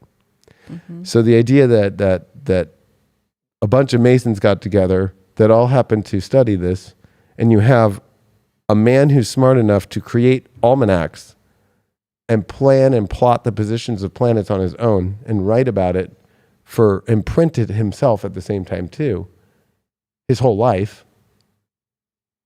And to say he wasn't using it, to me, I would say the evidence leans to more that they were using it. Mm-hmm. And that would have been maybe one of the more central roles of Benjamin Franklin, based off that the Declaration of Independence, the Pluto was exactly conjunct his sun. Mm. That's the ruler of the occult, Pluto. That one of the weirdest things about this country is that there is an occult background to it, that it was built by occultists. Well, and the weirdest thing about that is they didn't know about Pluto at that point, right? That's the deep question I have, though, under my work with Robert Flood that I've studied, and his drawings and his alchemical drawings that he drew in the early 1500s, the 3 spheres of the outer planets, and with the last sphere, which would be Pluto. Now, given this is in the 1500s, the dark angel wings, and then Neptune being the angelic, like not dark angels, and then humans with wings as Uranus. Before Uranus, Neptune, and Pluto were found. One of the deepest secrets, I think, that might be one of the biggest conspiracies, that is a conspiracy because I'm saying that I have no proof of it except through how would they know in the studies of alchemy and the alchemists and astrologers of whether it was John Dee's time and him showing the horizons of eternity and some of his hieroglyphic monad descriptions of these celestial and super celestial, and then the horizon of eternity, the three outer spheres to reach to before even he in 1564 wrote that in these secret fraternities, whether it's Rosicrucianism that of course started, that was Robert Flood, and John Dee was part of a lot of that, to then move it to the Masons, which of course was a profound amount of the founding fathers. I would not be surprised if they actually already knew about these planets. That the only thing that makes sense to me of their wisdom and their capabilities of understanding things so far out and implementing them into reality and including into creating buildings that are based upon a ritualistic understanding of setting an intention to the buildings, to plotting not only almanacs, but dates of Declaration of Independence and so forth. It reminds me of even the fact that Benjamin Franklin created a false alter ego author and names the author Poor Richard Almanac, but right, and that Richard Saunders, which technically would be Dick, right? It's almost like, and I know that we're going a little off, but it reminds me of Shakespeare. Is Shakespeare really the author? If Benjamin Franklin is making a false authored name. And he did false authors all the time. Yeah. I was actually uncovering a lot of that, thinking, I've probably read historic sources because in my own research, I use a lot of newspapers from London. And I think it was the London Chronicle at the time when Benjamin Franklin lived in London. He was writing as a reader, but it was himself, right? Or that he was writing into this paper a complaint, but disguised as somebody else, which was a common thing. But I think we often think of it as, oh yeah, he used a pseudonym and wrote complaints. Like he actually started that with his brother. So I don't know, maybe there's something in his astrology about that, but he wanted, when his brother was the printer and he was like the assistant in the shop, he wanted to write something and they wouldn't let him write. So his first essay that was published in his brother's newspaper was by Silas Dogood, and he took the persona of a woman and wrote essays that were published that his brother thought were wonderful, and he didn't know it was him. So it was sort of, he started that technique when he was like 16 or 17 and then continued it at various times. Wow. And that's what's interesting about the country's founding, that Benjamin Franklin's the one whose position of his birthday is exactly on the Pluto return of this country, and where Pluto, which is the planet of occultism and also uncovering and also secrets, is on Benjamin Franklin's sun during the time of the Declaration of Independence. That means that and that's what's kind of the weird play, is that you have Benjamin Franklin, who is playing with so many different areas in life, whether it's the Royal Society, Freemasonry, and lodges, which we can't get the info of what he did in those and how high up he was, or whether he was a master in the lodge, or what duties he had in the fraternity, and how much of that was connected to the Scottish Masons or not, too. He was very connected to the Scottish Enlightenment people like Right. David Hume and yeah. Right. So there's a lot there. Then you also have, if I really kind of put this together, the idea of this republic is really powerfully written about by that book, Common Sense, that Thomas Paine wrote. Well, do you right? know who Or it's encouraged pamphlets. Thomas Paine to write Common Sense? Benjamin Franklin? Yes. And Right. he encouraged Thomas Paine to immigrate to America. I mean, Right. as we're going along, I'm thinking, was Benjamin Franklin a real character? Correct. Was he made up? He's just like in too many places at the right He's time. in too many places and he has too many things. Although I think he would definitely have been real. I think it's more of the extremely deep and hidden. So I'm going to use a very weird example who would be kind of like a anti-hero to him, right? In today's time, who has Pluto and Leo, but with Jupiter, which is Bill Gates. And how, if we think of the pandemic, how there's this guy who's not a doctor, Right. not a physician, who has created a foundation after having an antitrust lawsuit with his monopoly tactics with Microsoft in the late 1990s, has pie thrown in his face, basically is done at that point, and transitions into understanding how to build monopolies now in a space that can't get affected by that in commerce, which is the pharmaceutical companies and building philanthropy and a foundation without tax, but really moving money that's bringing massive amount of money through.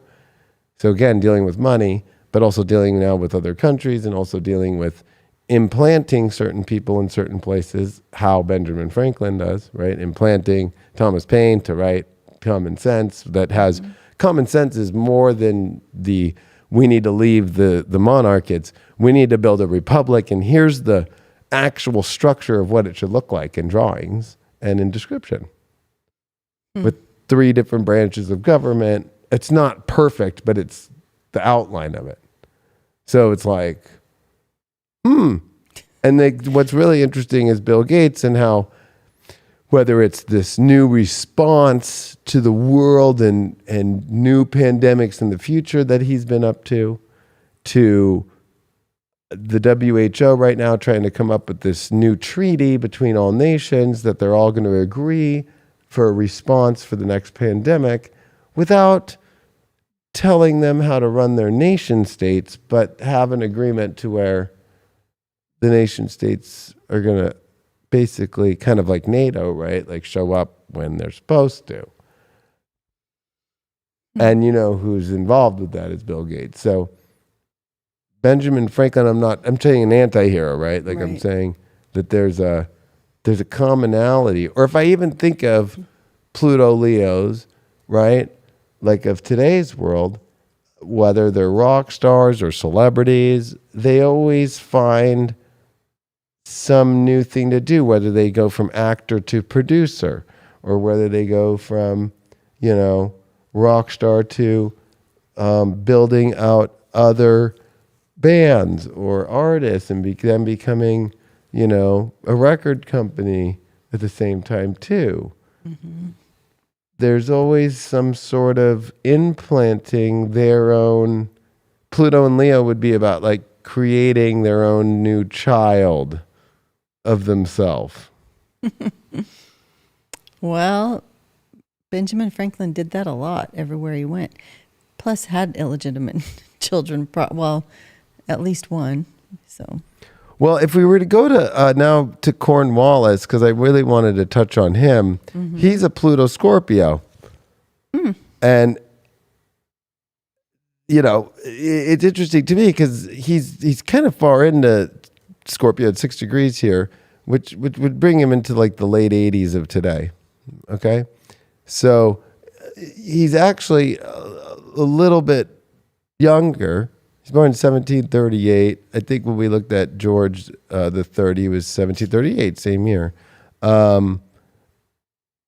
That's kind of interesting. June 4th, and they might. You know what? They might not be in this converting it correctly with the different. So calendars. Cornwallis is December 31st. Wait, let me see. Yeah, I mean, I was looking at this one site here. Yeah, it's December 31st, of course, in Julian. You know, oh, here we go. Oh, that's Nathaniel So it's Greene. really January 10th or something. Yeah, Cornwallis, January Astro. It's only one site that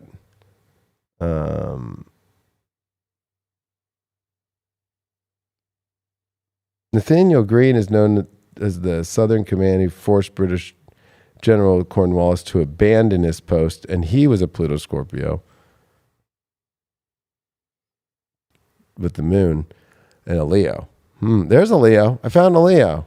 Who is it? Nathaniel Greene, who was the commander who got the major general of the Continental Army. He is known for his successful command in the Southern Campaign, forcing British General Cornwallis to abandon the Carolinas and head for Virginia. When the war began, Greene was a militia private, and he was the lowest ranking possible, but he emerged from the war with a reputation as George Washington's most gifted and dependable officer. Many places in the United States are named for him. That's interesting, right? So it's a Leo that does come through, and he's born in 1742. But he would be like somebody born in the Pluto wise, like basically in the 90s. He's young. I mean, if George Washington's born right in 32, he's born in 42. He's 10 years younger, and then Benjamin Franklin, 1706 with Pluto Leo, and he's born in 42. That's almost 30 years plus apart, right? So it is 30 years plus apart. It is crazy that these younger people, and especially if I look at Cornwallis's chart from this one site, that's the problem with Pluto Scorpios, right? It's how much, especially if we're thinking militarily wise and so forth, like this is where destruction can take place on somebody by going too far or passing the boundaries too far, or sometimes at the same time not willing to change at all and transform when necessary. It's so interesting that Cornwallis's Mercury is right where the Declaration of Independence's Pluto is too, and Benjamin Franklin's. And that's really weird to me, because it almost is like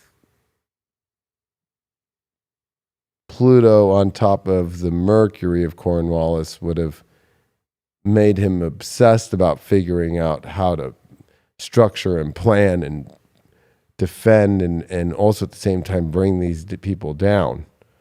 And if I'm going to use The Patriot, because they used a lot of historians on that movie to make sure that the history was correct. But, Cornwallis was very obsessed with his way of conducting British, etiquette on the field of a battle, his way of making sure the officers conducted themselves as officers, and made it a certain way to where the reason why they lost the war is he thought of militia as just dirt bags, and they weren't even worthy of wearing a uniform. That the Americans had a lot of militia, whether it was pitchforks or a half-working musket, but they were willing to fight, right? And he didn't take them serious enough, and that was the downfall. But that's the problem with Pluto Scorpios, right? That this generation, they're obsessed with games, they're obsessed with pornography, they can become obsessed with certain ways, and they don't know how to let go. But they're powerful people that when they find the thing and they know how to let go of something to transform into something different, it could be great. If he would have, maybe especially since he had Mercury in Capricorn, And he thinks too much, and it has to be a certain way, and the plan has to go a certain way. And it's interesting that he had Mars and Gemini, and that would have meant that George III would have really felt like he was he's my guy. Right. No wonder he Right. He had so much Gemini and Mars. Yeah, exactly. And that's interesting that Cornwallis had Chiron and Leo. So he really wanted to try and prove that he was an amazing figure militarily. Probably his greatest wound was the fact that he probably tried to prove, he had it square to Pluto at the same time too. And he also had Venus square Pluto. So he had self-worth issues that he was over-exaggerating his dominance with Jupiter and Aries and Mars and Gemini. It was more of a role he tried to play than actual logic that he actually had. Well, yeah, that would make sense because he was also an aristocrat, so he was born into it. Mm-hmm. And the military would have been full of people who were, yes, aristocrats, but it was also a place for the younger sons of aristocratic families or people who wanted to work their way up in society. Or get new lands in the new America. Because there were plans, and I've seen them, that Cornwallis had, but also that George III had of like, let's take these guys down, and if you go, I will give you lands and titles. Kind of what's been going on in England and the monarchs for 1,000 years, right? Right. Even to the Scottish, right? Like, just don't fight us and we'll give you titles and lordships and lands. Yeah, or just embrace our new policy. Yeah. And we'll give you money right? and this and that. Like, we see a lot of that still, right? We see that now today too, right? Yeah. Like, say do this and we'll make you really big. You'll be on an Apple spotlight on the news and you'll get an interview on this show, and we'll give you a picture at the White House. You know what I mean? Like it's kind of the same thing. And so the other thing that I've read in the history is that a lot of the British officers that came on the boats after the Declaration, of course, and Cornwallis came, that they all had no idea what America was, like the terrain. They're so used to England, and they always were used to the battles of course, everybody lining up and firing your muskets, but they were very organized, right? But it was very disorganized, the colonies, right? And so coming into a disorganized area and having all these different terrains, and they were used to cold, but not having to go through these different terrains, the Appalachian Mountains to the heats, to all these different things, that they were frazzled a little bit by how to deal with it, and not knowing who is who. They're so used to everybody being proper, and the colonists were not proper, that, it kind of became, that's the funny thing of where maybe if you're too proper in life, or too, like, let's say, established or rich or in an aristocratic, and today there's aristocrats. We just don't call it that anymore as much. Right. They're trying to look middle class. They're trying to look, it's the billionaire that walks in shorts and a t-shirt and tries to act humble, right? Mm-hmm. To prove something, to fit in, when really those shorts have never seen dirt on them before. Right. Yeah. I mean, what's funny is that Benjamin Franklin also was aware of his identity and tried to project himself in certain ways when he did his diplomatic engagements, or even, actually one of the funniest things is when he was very young and first opened his print shop, he used to go out in the streets and deliver, I don't know if it was his rolls of paper or whatever, he would take wheelbarrows of his deliveries through the streets and do it himself, early in the morning, late at night, whenever, so that people would see him always working and would think of him as an industrious person. So he was also aware of his character, that, or how he was viewed. And so in a similar way, but in an opposite way to aristocrats. And so here's the interesting thing too, that I thought of as you were talking, is the Marquis de Lafayette was also, he was a richer aristocrat than Cornwallis. He just decided, because he was so wealthy and he was interested in the American Revolution, he thought, I'm going to go over there and fight along with them, right? Right. And they made him this big general, and he was successful, but he was an aristocrat. So what made him an approachable aristocrat, would you say? I don't know if you have his astrology at all, or No, do you want me to give you his information? Let me see. Yeah, how do we spell his name? The Marquise de Lafayette. Marquis. If you put that in and then DE, it will come up with Marquis de Sade and Marquis de Lafayette. Usually, that's what mine always comes up with. Yeah, I found Not it. because I'm searching for Marquis de Sade. And I'm going to put in the Astro here. Oh, yeah. He's born 1757. So he was, Washington took him under his wing, sort of like a son as well. So he fought with the American colony. Yeah, okay. And he was born, all right. And he arrived in Philadelphia 27 months after the American Revolution, appointed a major general by the colonists. Oh, and he did. And what's interesting about him is he's Pluto Sag, which is a lot of this generation right now that just have graduated high school and college. Right.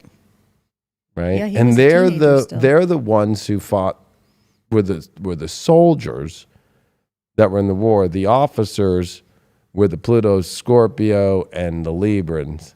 Mm-hmm. Right. So that's why I've been very worried about Pluto Sag generation with what we're seeing in Ukraine and Russia and NATO and the EU, and the fact that in 1 year's time, the joke going around is, how can Putin have made two neutral countries non-neutral anymore? Finland now is part of the, NATO, right? And the I think it's Norway, right? Is the other one, or was it Norway or Switzerland? Not Switzerland or Sweden. I know one of them's Finland, and the other one is one of those countries. I should have my facts here, but to take two countries neutral that were always neutral and never got involved in war and made them go into war, right? That's a scary sign. So, if you think of the way that the pandemic has already affected, and I'm sure as being a history professor, having it move from the class to online, and then having this 2 years, and then trying to get back to teaching in person, it's like they're saying, like, fifth graders right now, they've proven in America that are in seventh grade now aren't close to their math, their reading, their writing. So it's almost like they've skipped grades. Mm-hmm. And so, and then when you see the college system now with inflation being extremely high for tuition rates, so high that, it's like they're saying that a lot of, that they're seeing a drop in people registering for college, that it's like almost like, is history going to repeat itself with the Pluto Sag generation having to go? Pluto deals with others, where others things like money, resources, but also others' wars. Well, by a belief too, right? And so the draft is something that we've already seen, which I did predict, but it happened already in Russia, right? They just drafted 300,000 men. And then you have people here, who were saying a little while ago they were going to go fight in Ukraine's war. Right. I don't know what they actually did, but... No, some of them did. And it's really weird, though, that we've had American troops in Ukraine that are saying they're not fighting that since 2014 that just keep training there. But today, actually, it was in the news. It'll take me a second to get this, but and it's being, of course, underreported in the news right now. A lot of the stuff that Putin is saying is not being reported in the news, which I think is really, really scary at this point. Only when it's convenient for the media, I guess, and painting a certain picture. I'm not taking Putin's side. I'm just saying that there's something odd when we're in a world where some pretty serious stuff is being said. Of course, whether it was the nuclear stuff. Come on, computer, why? You don't want to go backwards? What Pluto generation is Putin? He is, if I'm correct, he would be Pluto Leo. He's Pluto Leo. Which he's a very big nationalist for Russia, right? He's a nationalist. So, well, let me go back. Oh, yeah. Okay, maybe now I can. Okay, yes, now I can get to the story. We are right here. Well, no, let me. Wow. Hold on. Here we are. Here we go. This was the news today. Russia says U.S. deployments of NATO's front line. So we've deployed NATO, which is now under the command of a U.S. commander, right? So NATO just switched to a U.S. commander in control of the NATO forces about 4 months ago. Russia says the U.S. deployments on NATO's front line show the country is prepared to join the war in Ukraine. Says the move would have disastrous consequences. This was 12 hours ago. In remarks, Russian Ambassador Anatoly Antonov said, "We have already officially pointed out to high-ranking members of the U.S. government that such Bruvra statements by the U.S. Army commanders are inadmissible. We are not going to tolerate a situation where military threats are mounting on Russian borders." This is exactly what the U.S. was saying to Russia in 2021 when Putin did his talk to NBC News in Russia, where he said, "I'm allowed to be on my border with troops. It's my country, and your country is mad at me for having it on my border, just doing drills. But when you go to Alaska and are on your borders, I don't complain because it's your country." Now we are on Russia's border with NATO troops. So we're not going to tolerate a situation where military threats are mounting on Russian borders. Direct participation in the U.S. military, and this is, of course, in the new annex zones. Direct participation in the U.S. military in the fighting will lead to disastrous consequences. I am convinced that further aggravation of the situation is not in Washington's interest. Washington, and how funny, we're talking about George Washington, and they're saying Washington, D.C. Washington is becoming increasingly involved in the conflict in Ukraine, testing the country's territory in a battlefield with Russia. Despite concerns of an American public and calls by a number of legislatures, not only Republicans but also Democrats, the administration is pursuing its own line.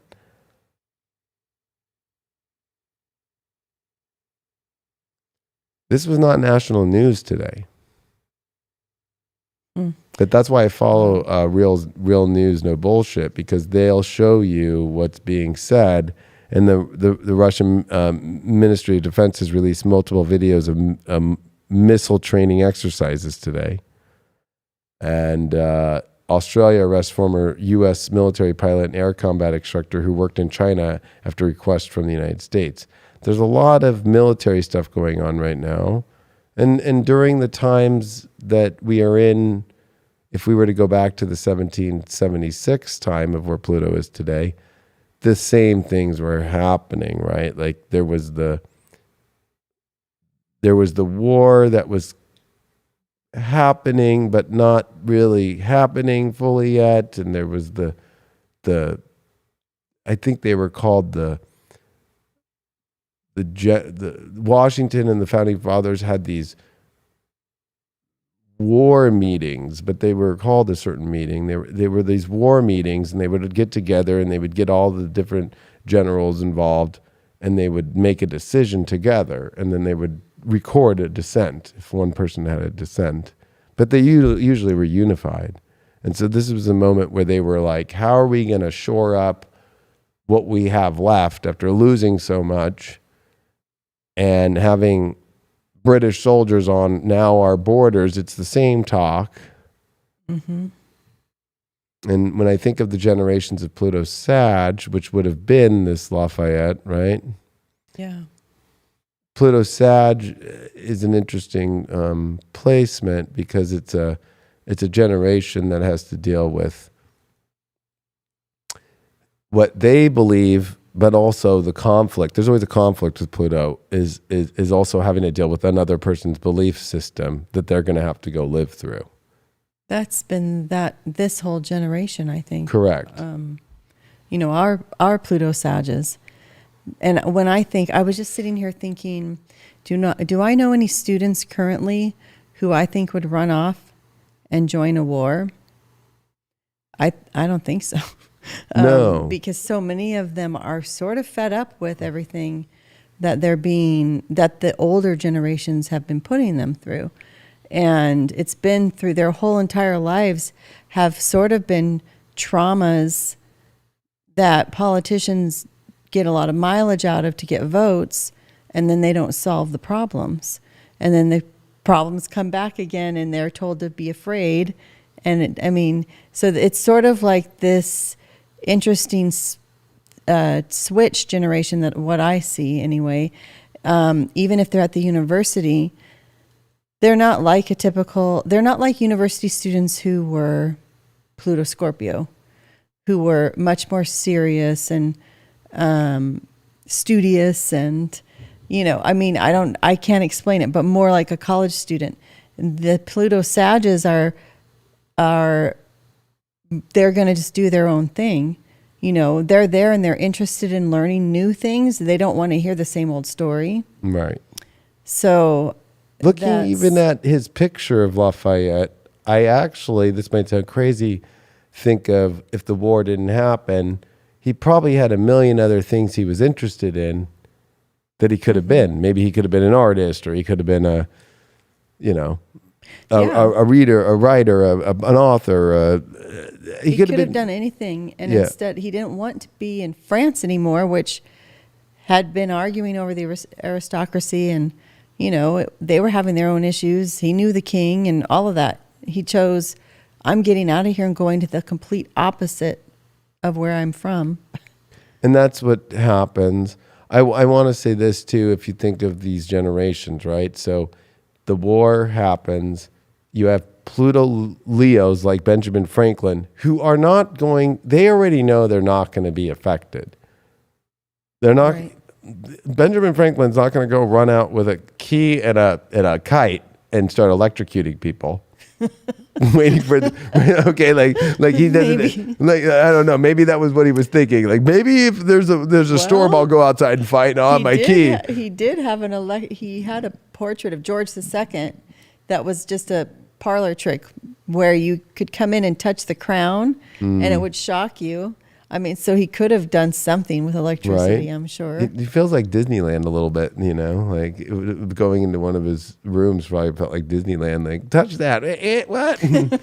or he kind of reminds me of, in Back to the Future, like Doc, But if you think about a Pluto Leo, even now, if this war happens, a global world war, they're all going to watch it from the television and laugh, right, and still have their friends over for bridge club and I don't think they play bridge anymore. But put a new picture on their profile on Facebook. Yeah, of their grandkids. or no, I was thinking of their little logo they'll put on, like, I'm supporting the war. Correct. And then Pluto Virgos, which it's interesting. Of course, there are some founding fathers that have them, but they kind of are the ones that do know how to weed through it a little bit better. So, it's like they kind of can find their spot that they specifically want to be in and don't want to be in. The Pluto Librans definitely are going to show up for justice. But they are at an age now to where they will be in a higher up position, in a ranking position that wouldn't have to be so much on the ground, except Washington was on the ground. Mm-hmm. But he also, at the same time, knew much more about rallying people together and knowing how to use intellect about people and understand people and where they're at. Which probably gave him more weight with this Pluto Sag kids, right, who would be fighting for him.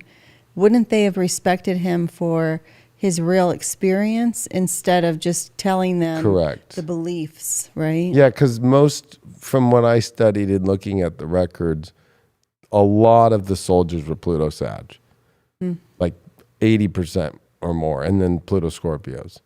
So, especially a Pluto Libran, that generation and Pluto Sag get along because they get along, those two areas.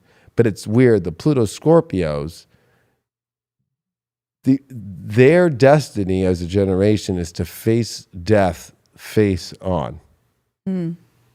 And that's what affects everyone. And if we looked at the figures today, whether it's George III, Cornwallis, that one, or there was somebody else that the other general you looked up. But. Yeah, or Thomas Paine, or now, like looking at Lafayette, though, it is, okay, he's Pluto Sag.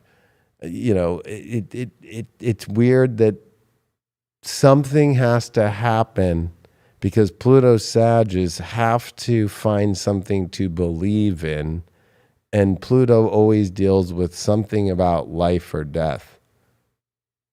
So if we were to think of the opposite reverse generation, which would have been the Pluto Aries, the Pluto Taurus, and the Pluto Gemini. Hitler was a Pluto Gemini, right? Like those generations, it's kind of similar, but it's a little different. It's like what the people of the past did, they just don't want to see happen, and they think they can figure it out better. Where this is more of a generation that it just kind of falls on them, and instead of looking at the past people who did things, it's like we have no other choice but to create some sort of way of how to do this. Right? And so this is going to, and it also is not so much about,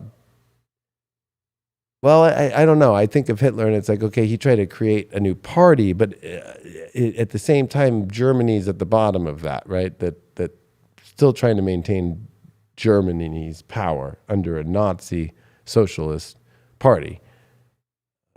It's weird about the revolution because it's creating a new thing, which is kind of what's happening in Ukraine, right? Like this idea of being this independent, sovereign country that's going to be accepted globally, which it technically has it. When the West says, or America says, I didn't realize this, but Condoleezza Rice said in the interview on the Hoover Institution that when the contracts were made in Ukraine, when they became independent, that we promised to protect them as long as they gave their nuclear warheads away. I didn't know that, and that's not being talked about. And she said, I can't believe it's not being talked about in the press. Wow. That the reason why we're so invested is we made a guarantee to them after the USSR dropped that give us your warheads and we'll protect you. So guess what? There's contracts from then, which is a little scary if you think about it. And so But if I think of Ukraine, it's like, okay, this idea of this kind of new, democracy for them. And then you see Taiwan, same thing. Yeah, that's what I was thinking. I wonder about Taiwan. Is that more like the United States? I mean, Well, it's really weird. The one China policy is something that we agreed to. And now President Biden has said we're not going to follow it. Right? The one China policy is recognizing Taiwan as part of China and that we've always done it.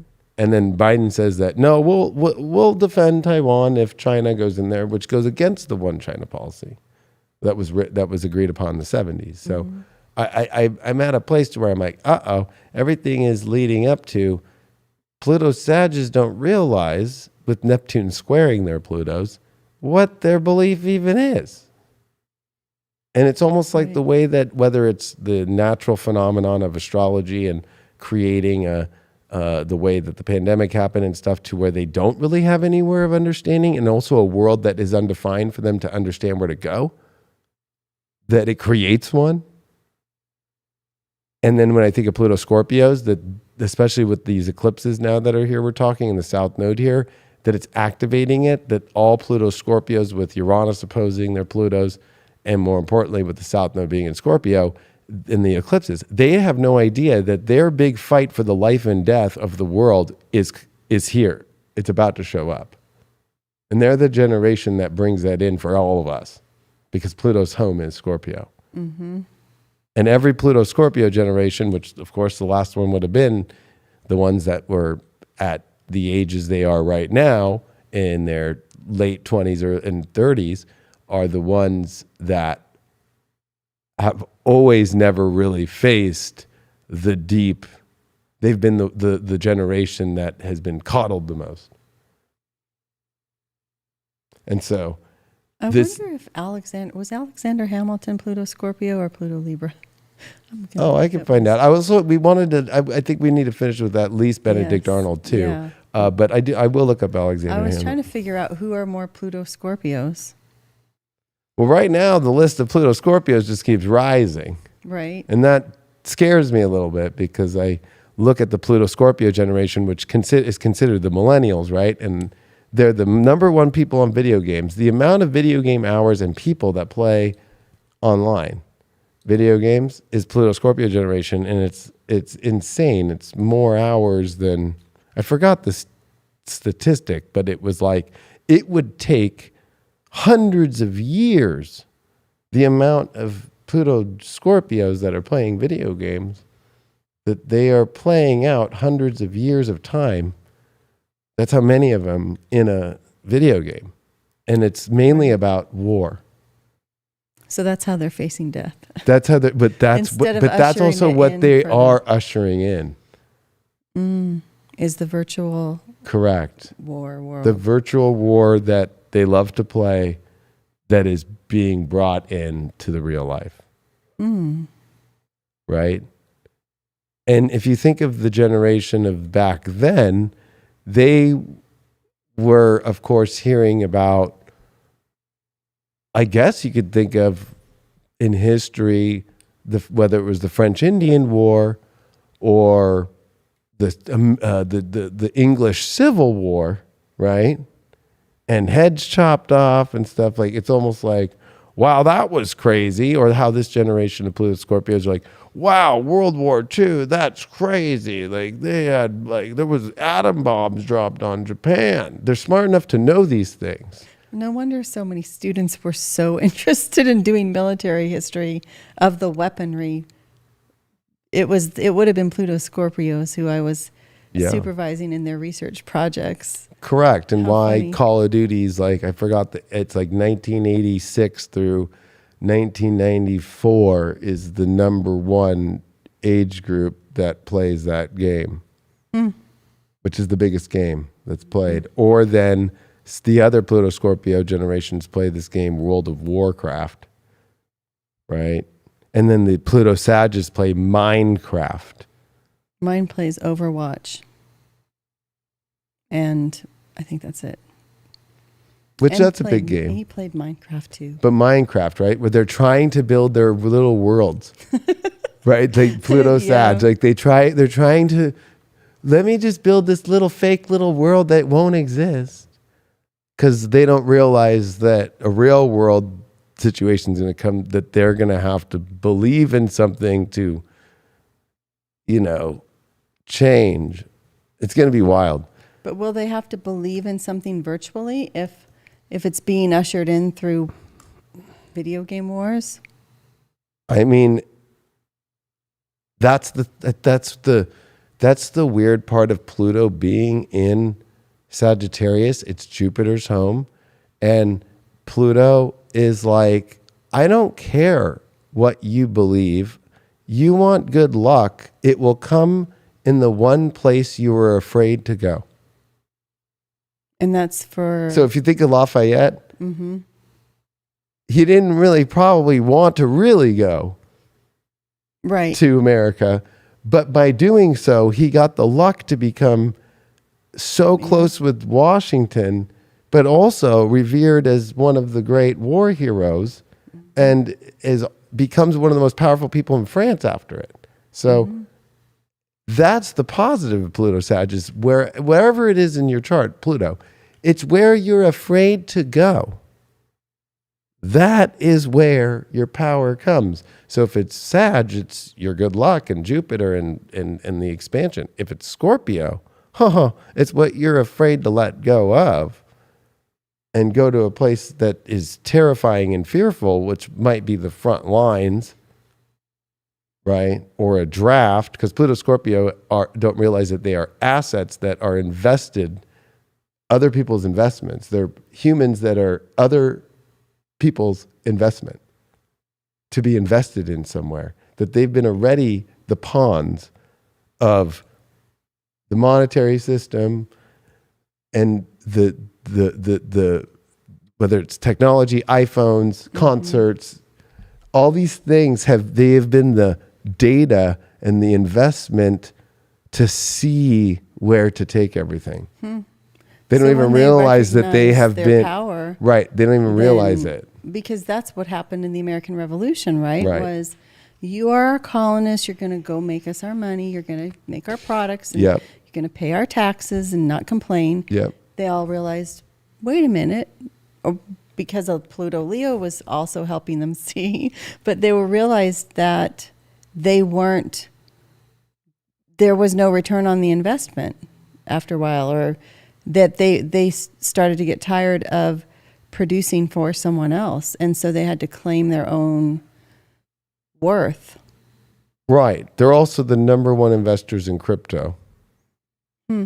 Retailer wise, so not big institutional wise, but retailers that buy their own crypto, Pluto Scorpios, right? So the crypto experiment that I believe is a hidden government experiment, again uses the Pluto Scorpio. Like the Pluto Scorpio generation has no idea that there is a hidden element behind why they're here.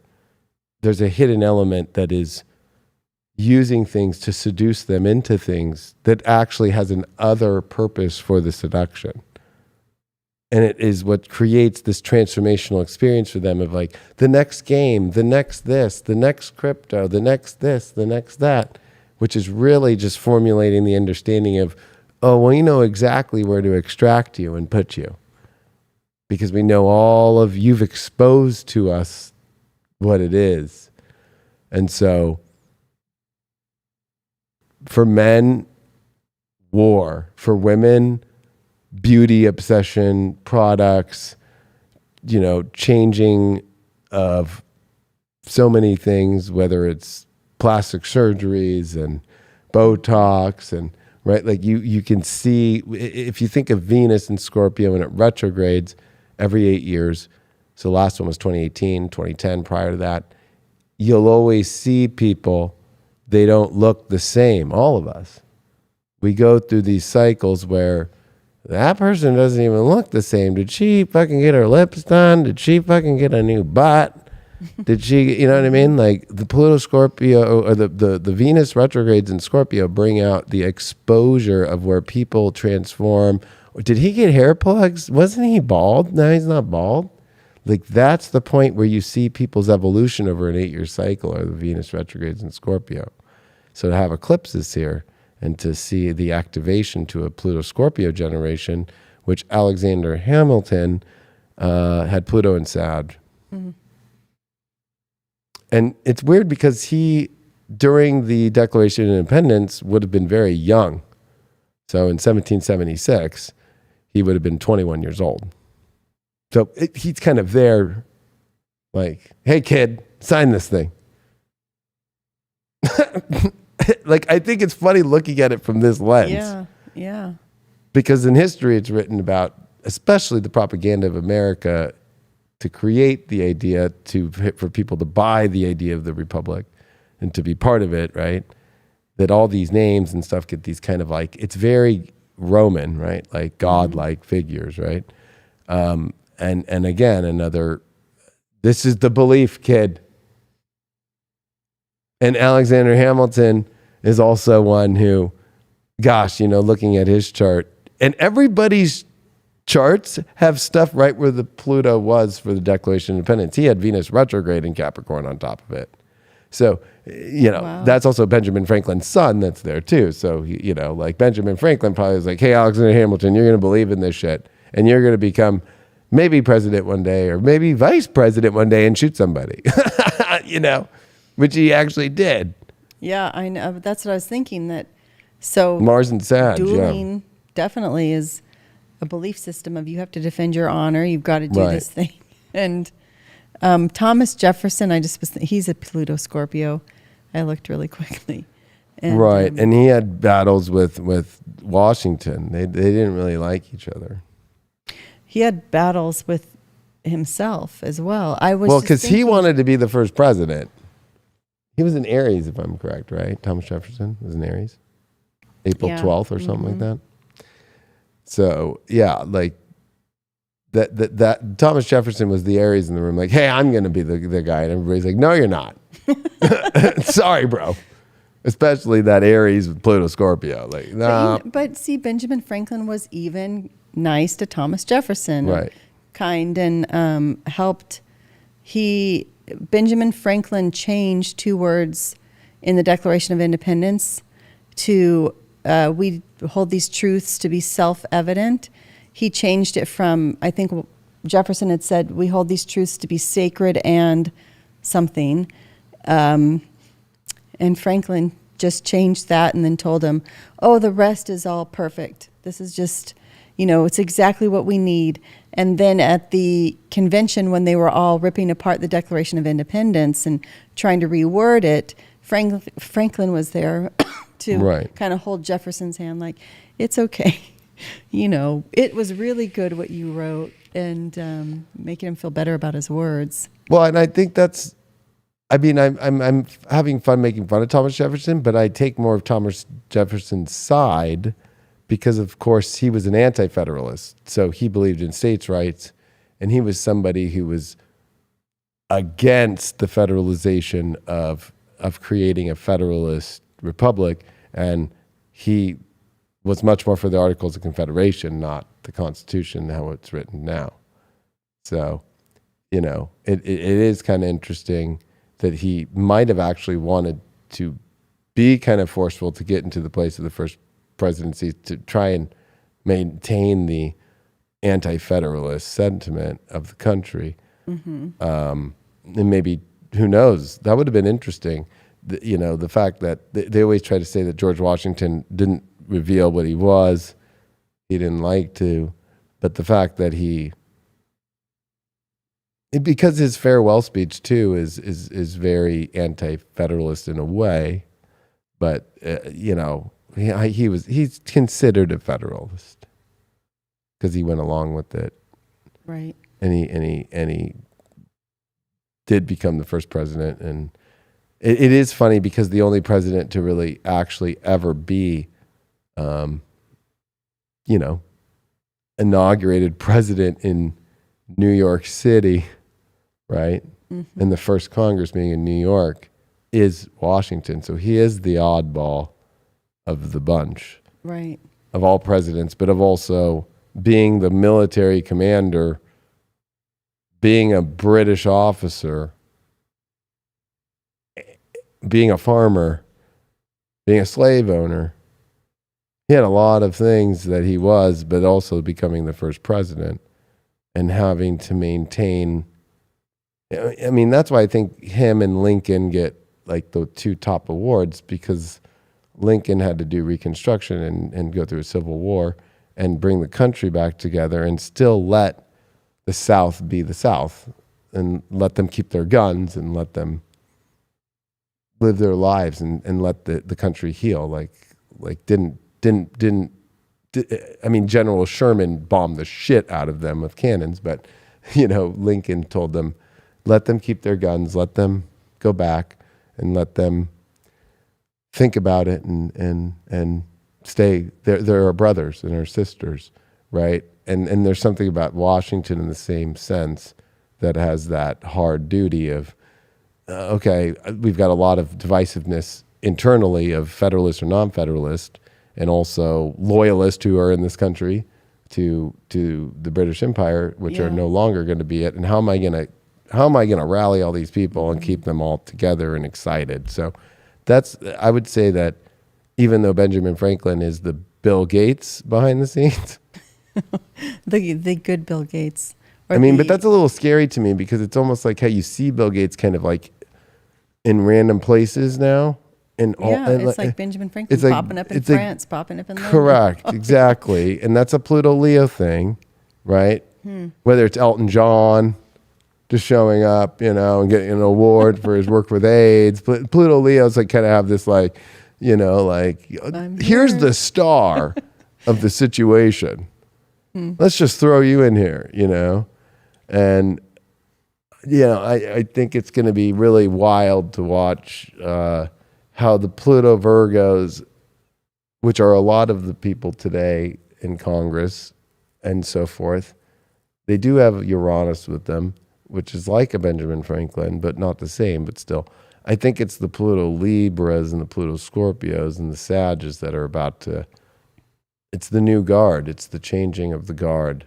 And if you look at all the candidates that are running in this midterm election here, a lot of them are Pluto Scorpio and Libras.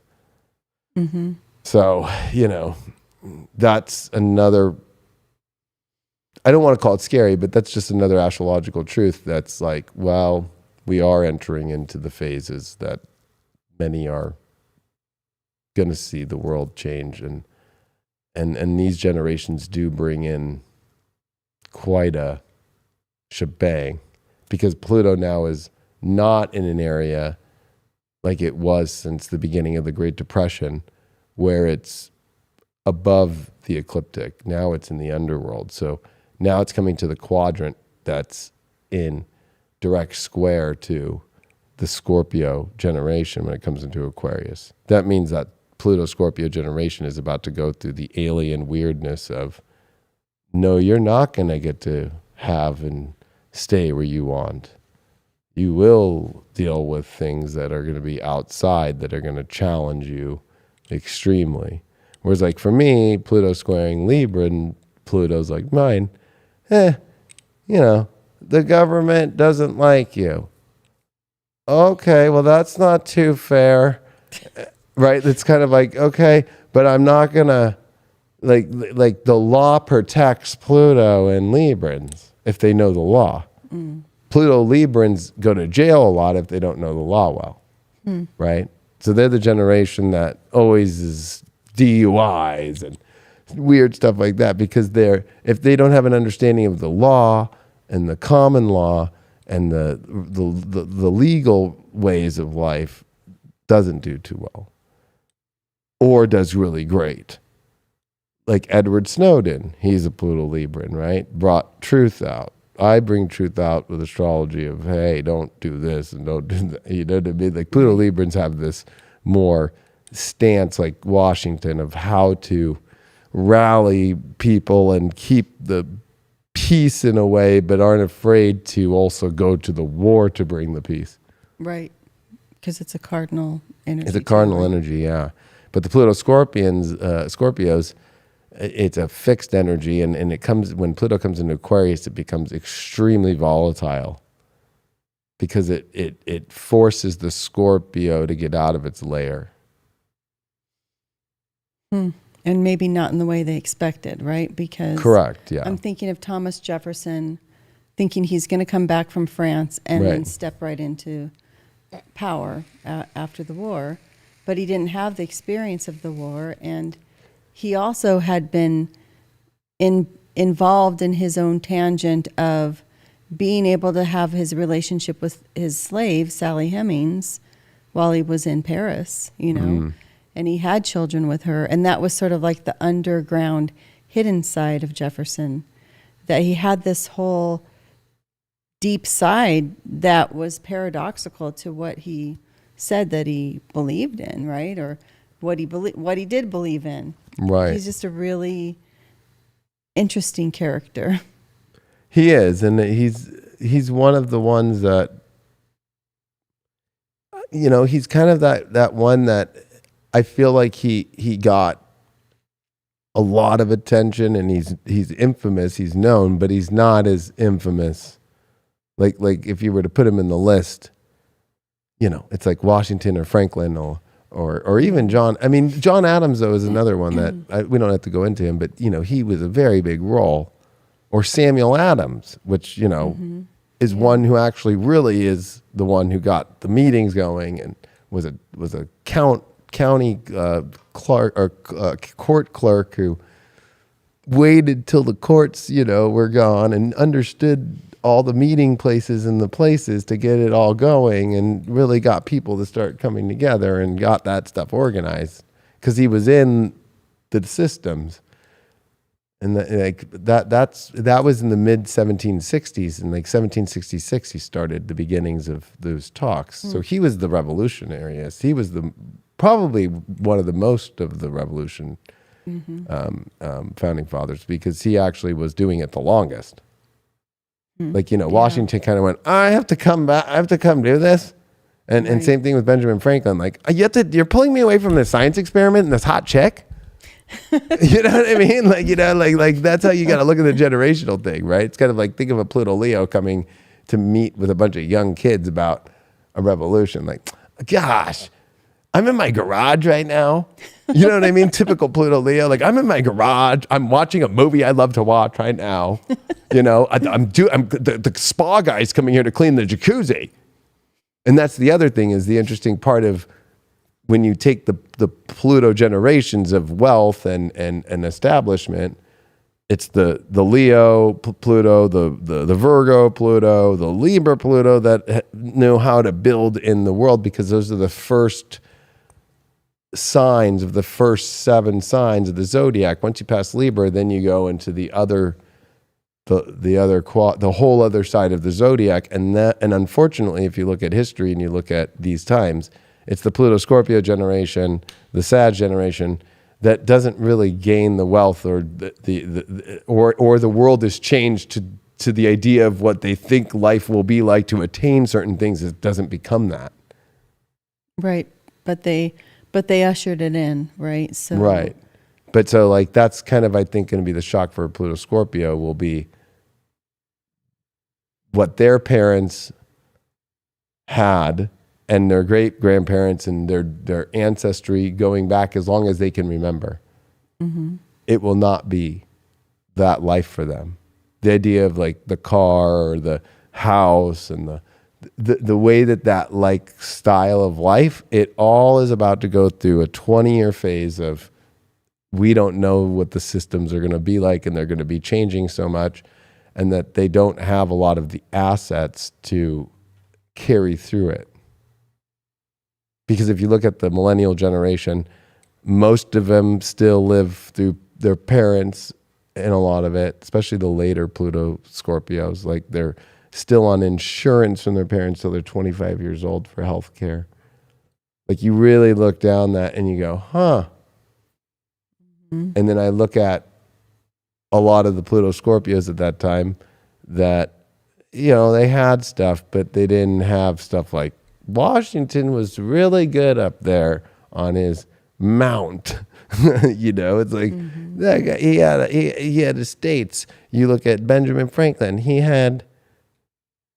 knew how to move money and knew how to move things, and had his own business when he was young. And you look at Pluto, Libra, or Virgo, same thing. Like there's something about the end of when Pluto enters the end of Capricorn and comes into Aquarius, it changes the world. And the people who already were in the old world who had this stuff have a way to kind of carry it through. And then there's that Pluto, Scorpio, and Sag generation that really doesn't have much and has to go through this world where, sorry, those doors aren't available anymore. You have to go fight for the new doors. What? Right. My dreams have been taken away of what I'm supposed to do. And that's where it gets that's how they're going to activate all of them.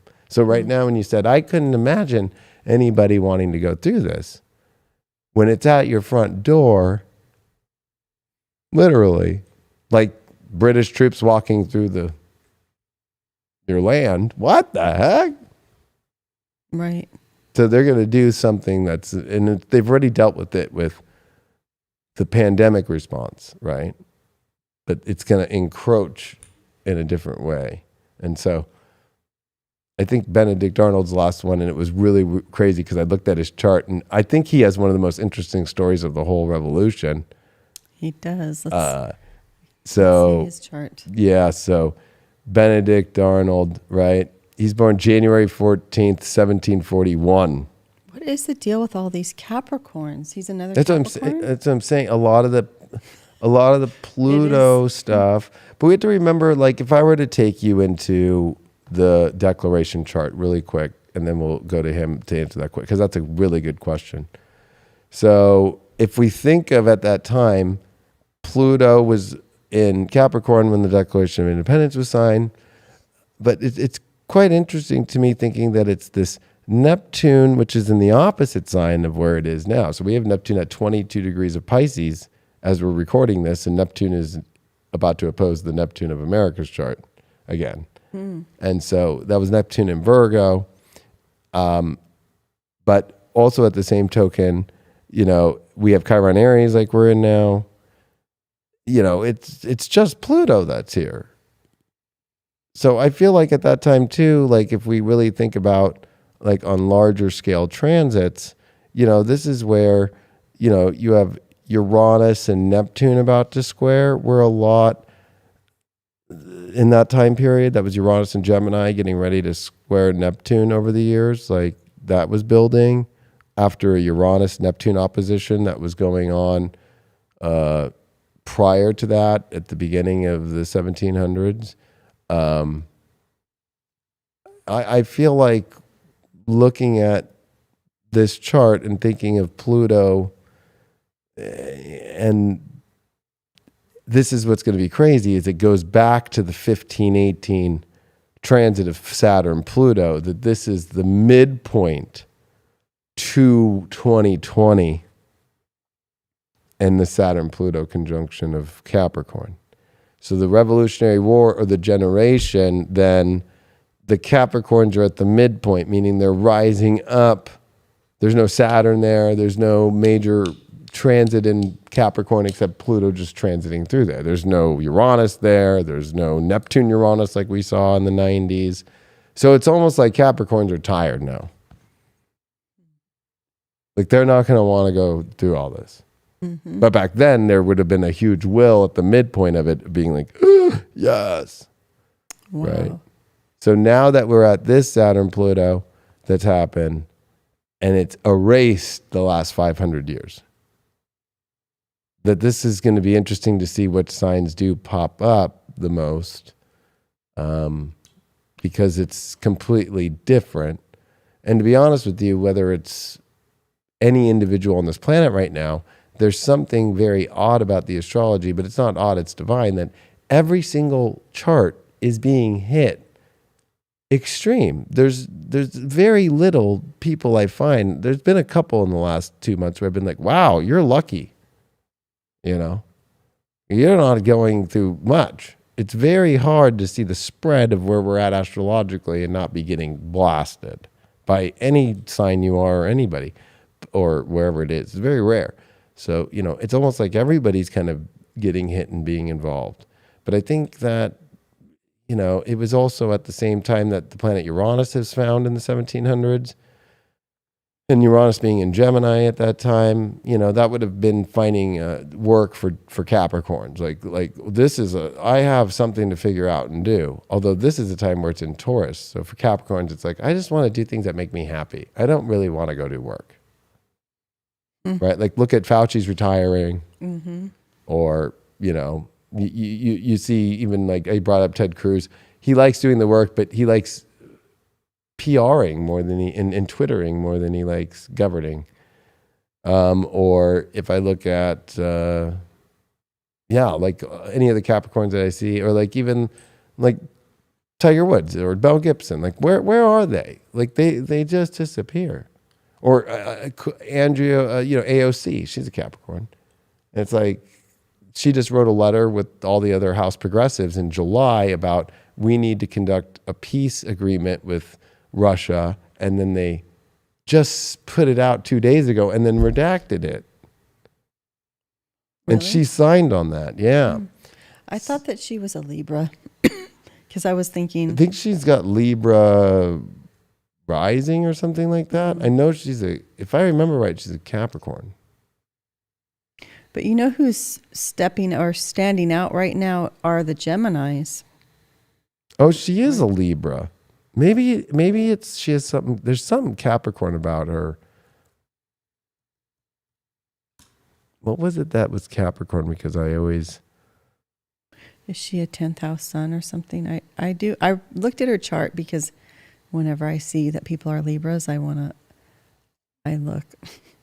Astrology Twitter is losing its mind over AOC's birth chart.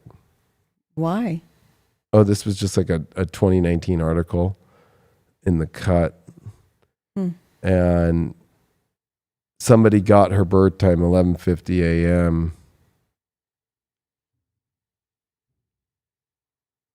a.m. Libra sun, Aries moon, Sag rising. I know that she's born, I think, with Saturn Capricorn. That's what it is, and all that kind of stuff.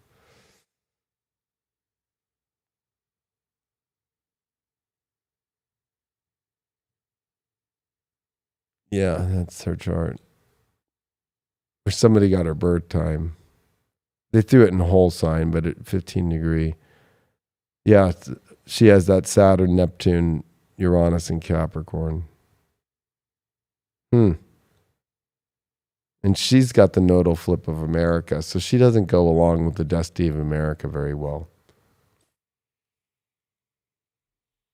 I wouldn't be worried about her in America being taking over America. I think it's crumbling for her already. I don't know. Yeah, it is. Videos of her being attacked in that town hall meeting, or not attacked, but verbally or being yelled at. Correct. Yeah. I mean, and even in her district right now, they're all screaming like, no, we don't want you. And she plays the people really well, but not in the right way. I think she actually had good intentions and then got corrupted, But Benedict Arnold. Yes, Benedict Arnold, another one who probably. So that to answer your Capricorn thing is, I think that's because the midpoint of the Pluto from 1518 to 2020 is the time period that they were in at that time. And so of the two Saturn Pluto transits. So, I feel like that would have been a time of rising. The Capricorn energy at a midpoint is always going to be a very peaked out point, where this is the opposite. It's like you're seeing the opposite. You're seeing Capricorn after Capricorn fall out of public eye and fall out of like and all of them have, with Pluto and Aquarius, like self-worth things and money and stuff. Like they're all having to find their self-worth. And so back then, without knowing Pluto was there, they didn't realize that there was this well of, I need to find my value and worth. And it was kind of a different time period where you had to, there was nothing left. Whereas this is going to be different for them, where I think they feel like there's no other mountain to climb left. So he, Benedict Arnold, of course, people don't know out there, of course, he was an American. Well, not an American. He never was an American. He actually never became American. if you think about it. Well, yeah, he was always. He did go back to Britain when he was done, but he was part of the Continental Army, and he was a general. And he actually is one of the generals who defected and actually joined the British, and he was a traitor, and he also was exchanging information and became like a spy for the British, and actually gave away the positions. And thank God that we forgot to mention that Washington actually is what created the idea of spies in a very deep way, and relied on that, which we could thank our CIA today and our NSA and stuff after Washington, or our FBI, off the idea of spies that came from America's, or the Continental Army's spies. But actually it was the spy network that figured out that Arnold was a traitor, and that he had given position away and got the message just in time to protect the Continental Army in Washington from an attack from the British. But he was a Capricorn. He's got a weird one for me. He's Pluto Scorpio too. So again, everywhere you look, it's the Pluto Scorpios. And what's crazy about his chart is he has Saturn square Pluto, and he has Mars retrograde in Cancer. So this would have been a 1992 person of today. The Mars retrograde Capricorn or Cancer. He has Jupiter in Cancer, conjunct the North Node with Neptune. So he was born on a Jupiter-Neptune conjunction like we're in right now with the North Node. And it was funny because a lot of his reason for defecting was he honestly just wanted he didn't feel like he was getting the same treatment as like Washington or any other general. Like he thought he was so amazing as a general that he should be getting more money and that he should be getting more things and a greater house. You know, when they put him in charge of like different cities, especially I think it was Philadelphia, he was in charge of Philadelphia when we took it. He was deeply wanting a nicer place. It was more about his home. And he didn't care so much about the wars. He cared about the prestige. Yeah, and the wife or the woman that he wanted to be with, who was a Tory. So, you know, They depict her in the show Turn American Spies, that show on AMC. They depict her as super hot. So, oh well, that's why. So he gave it all up for her. Yeah, like, but she was classy, but she was a little wild too. But like she was like a Tory that also had a very rich father and was very involved in the loyalist movement. Right. And so like he wanted to have money and prestige to get her. And she was willing, though, at the same time to go to like whenever Washington would have, they would have like events like in balls and stuff with their wives in the middle of the war, and kind of like still have like, I guess that would be just like cordial, like nice energies in the cities that they would retake to kind of make the people feel that they were in power, but at the same time to kind of like get all the local businessmen and all the people in the town to kind of feel that they were involved with them. But that Benedict Arnold would bring her, and she met Washington and all that kind of stuff. So it wasn't like she was like a hardcore loyalist. She almost was willing to go with him and be a continental and be part of the American thing. But he was a baby. A baby in terms of just the way he acted. Correct. Right. That he wanted what he wanted. Right. Yeah. And that he was like a silver spoon baby without a silver spoon. Especially reading the astrology. Yeah. And he had a lot of conflicts with Sun Uranus opposing his Neptune, Jupiter, Mars. And also he's a South Node Sun Capricorn. So he was way too obsessed with getting to the top when really he just should have been comfortable with where he was and saw the vision. And if he would have stayed the course,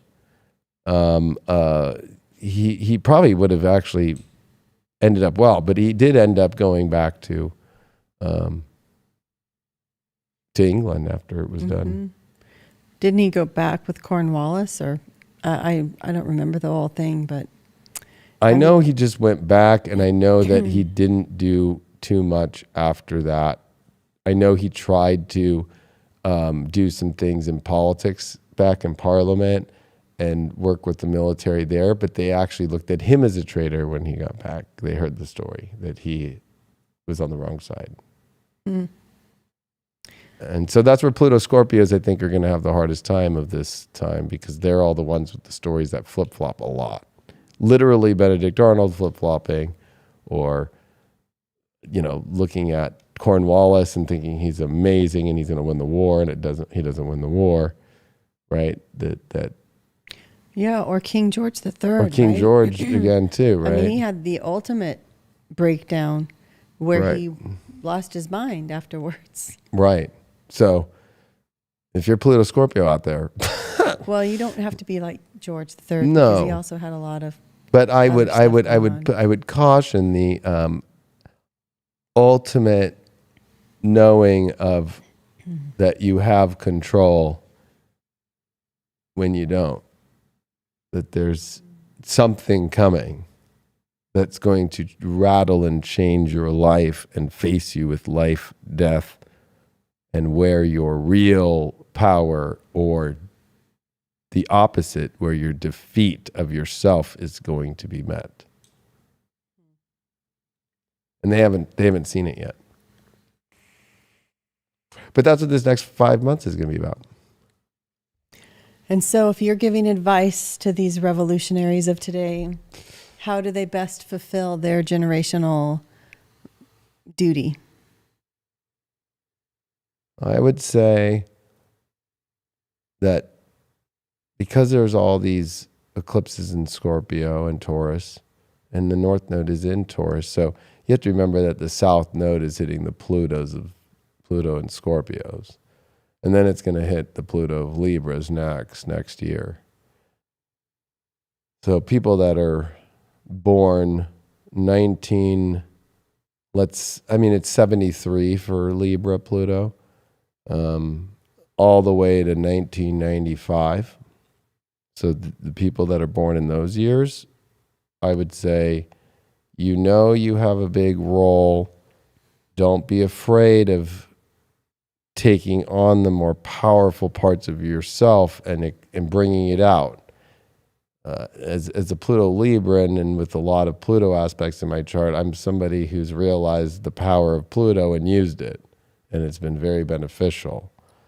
Pluto Scorpios, I've seen them do that too, but it's the only ones that really fully express themselves. There's more to express for a Pluto Scorpio. So if you're born from 1985 to 1995 into 96, you have always more to show, and you never show enough, right?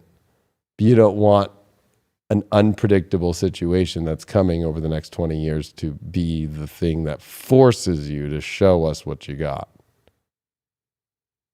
That there's too much hidden inside the soul that there's expression issues with Pluto Scorpio, whether it's too much or too little. It's always too much in an area that nobody can see, and then too little in an area where people can see, right? Mm-hmm. Whether it's trading crypto, right? Like nobody can see that, right? Mm-hmm. Or playing a video game, nobody can see that, right?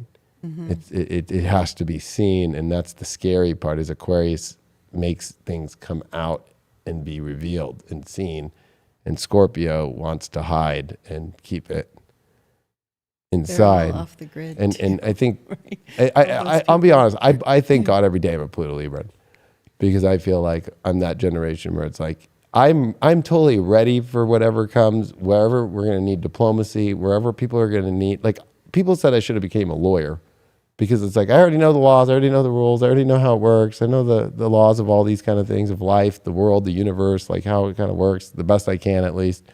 So I feel like, if you're a Pluto Libra out there, this is going to be your time where you're going to have to really like set people straight and balance out and understand people and be there for people and activate people to see how amazing what they have to bring here, and at the same time, not be the ones that are fearless and know that you have the divine law on your side, because Saturn is exalted in Libra. So Pluto likes Libra in a weird way. It's Saturn's home too, or exalted home, and Pluto also,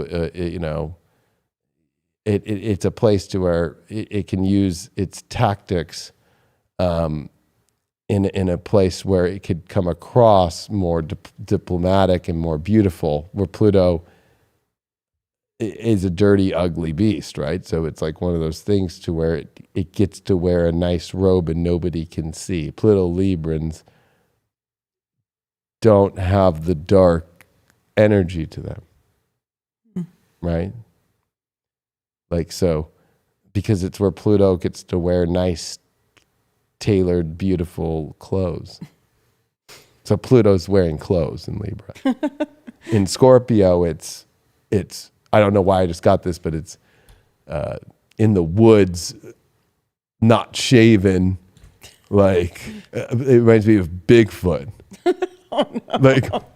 The scene of him being seen, oh God, that's gonna be the moment for Pluto Scorpios, is you can't hide in the woods anymore. In your life. You can't keep not expressing yourself, because Pluto Scorpios are so afraid to express themselves. No, I shouldn't say that. I'm not going to do that. I'm like, what? But they're needed to express themselves. And this is weird. If you're born in 84 like me, which I think is weird, Orwellian, 1984. 1984 is the only year in which Pluto was in Libra, went into Scorpio, came back into Libra for only about a month and a half, and then went back into Scorpio. So there's only a couple months of Pluto Librans, and those are the bridges, which I am. Pluto only went to 29 Libra and then went out, and that was in the summer of 84. And I was born with that, and so I went through a progressed Pluto transit where now my Pluto went into Scorpio. That's very rare. The only other not founding father, but revolutionary that I saw that went through the same thing that I went through, but opposite, his Pluto retrograde went into Libra and then went direct, is Thomas Paine. Huh. So, so he had these intense kind of things that he wanted to express, and then finally, during the Revolutionary War, found a way to express them in a Libra way with writing and art, and because it's art, really, the pamphlets, and there was drawings with it and so forth, and kind of a story. I feel like the Pluto Librans are going to be the ones that tell the story and get people to understand the story. And I know people would say that's Pluto Sages, but really, they're the ones who tell the story after the whole event, right? If you look at the 1790s and the 1800s, and the new America, or the America that's moving west, and the ideas of an America, it's the Pluto Sages that tell the stories of what happened, and tell the stories of the Pluto Leos, the Virgos, and the Leos, the Virgos, the Librans, and the Scorpios. But the ones that survive. Which I'm sure that most of them will. I'm being a hopeful. Oh yeah, because that's right the thing is, they have the best ability to survive, even when it looks like I'm on the front line, but it's when they believe, right? And then they find a belief, or like Libras, really bad with relationships, but once they learn from them and aren't afraid to go into them, it's good. Or Virgos, once they figure out that they got to be so not so critical on themselves anymore, and they could find the criticism of what's actually important in life that actually is meaningful for the collective, instead of on themselves or on situations that mean nothing, right? And stop worrying so much about how it's all going to go down. That's where they'll be all right. And the Pluto Leos, be the rock star, and your spa will still get cleaned. You can still go back to your garage, but you obviously have something to inspire the world with, and it's your sunset time when Pluto opposes So when Pluto comes to oppose you and your natal Pluto, that's why people are like, I'm so worried about Bill Gates. I'm like, he has Pluto and Leo. Pluto's coming into Aquarius. Like, this guy's sunsetting. His generation's done. The baby boomer, that's what's going to be weird is I'll finish with this. The statistics of Pluto coming into Aquarius were the birth rate drop, just how we're seeing right now. Mm-hmm. The birth rate drop during the whole revolution. Wasn't like a cool idea to have a baby. Right, and if your soldiers are all away. And so the baby boomer generation is going to die off, right, through this next 20 years. Mm-hmm. So, and that's because Pluto comes in opposition. To have even Pluto come into opposition is rare. So the biggest boom of babies will be the biggest death wave of all time. Mm-hmm. That's how it works. Because for somebody so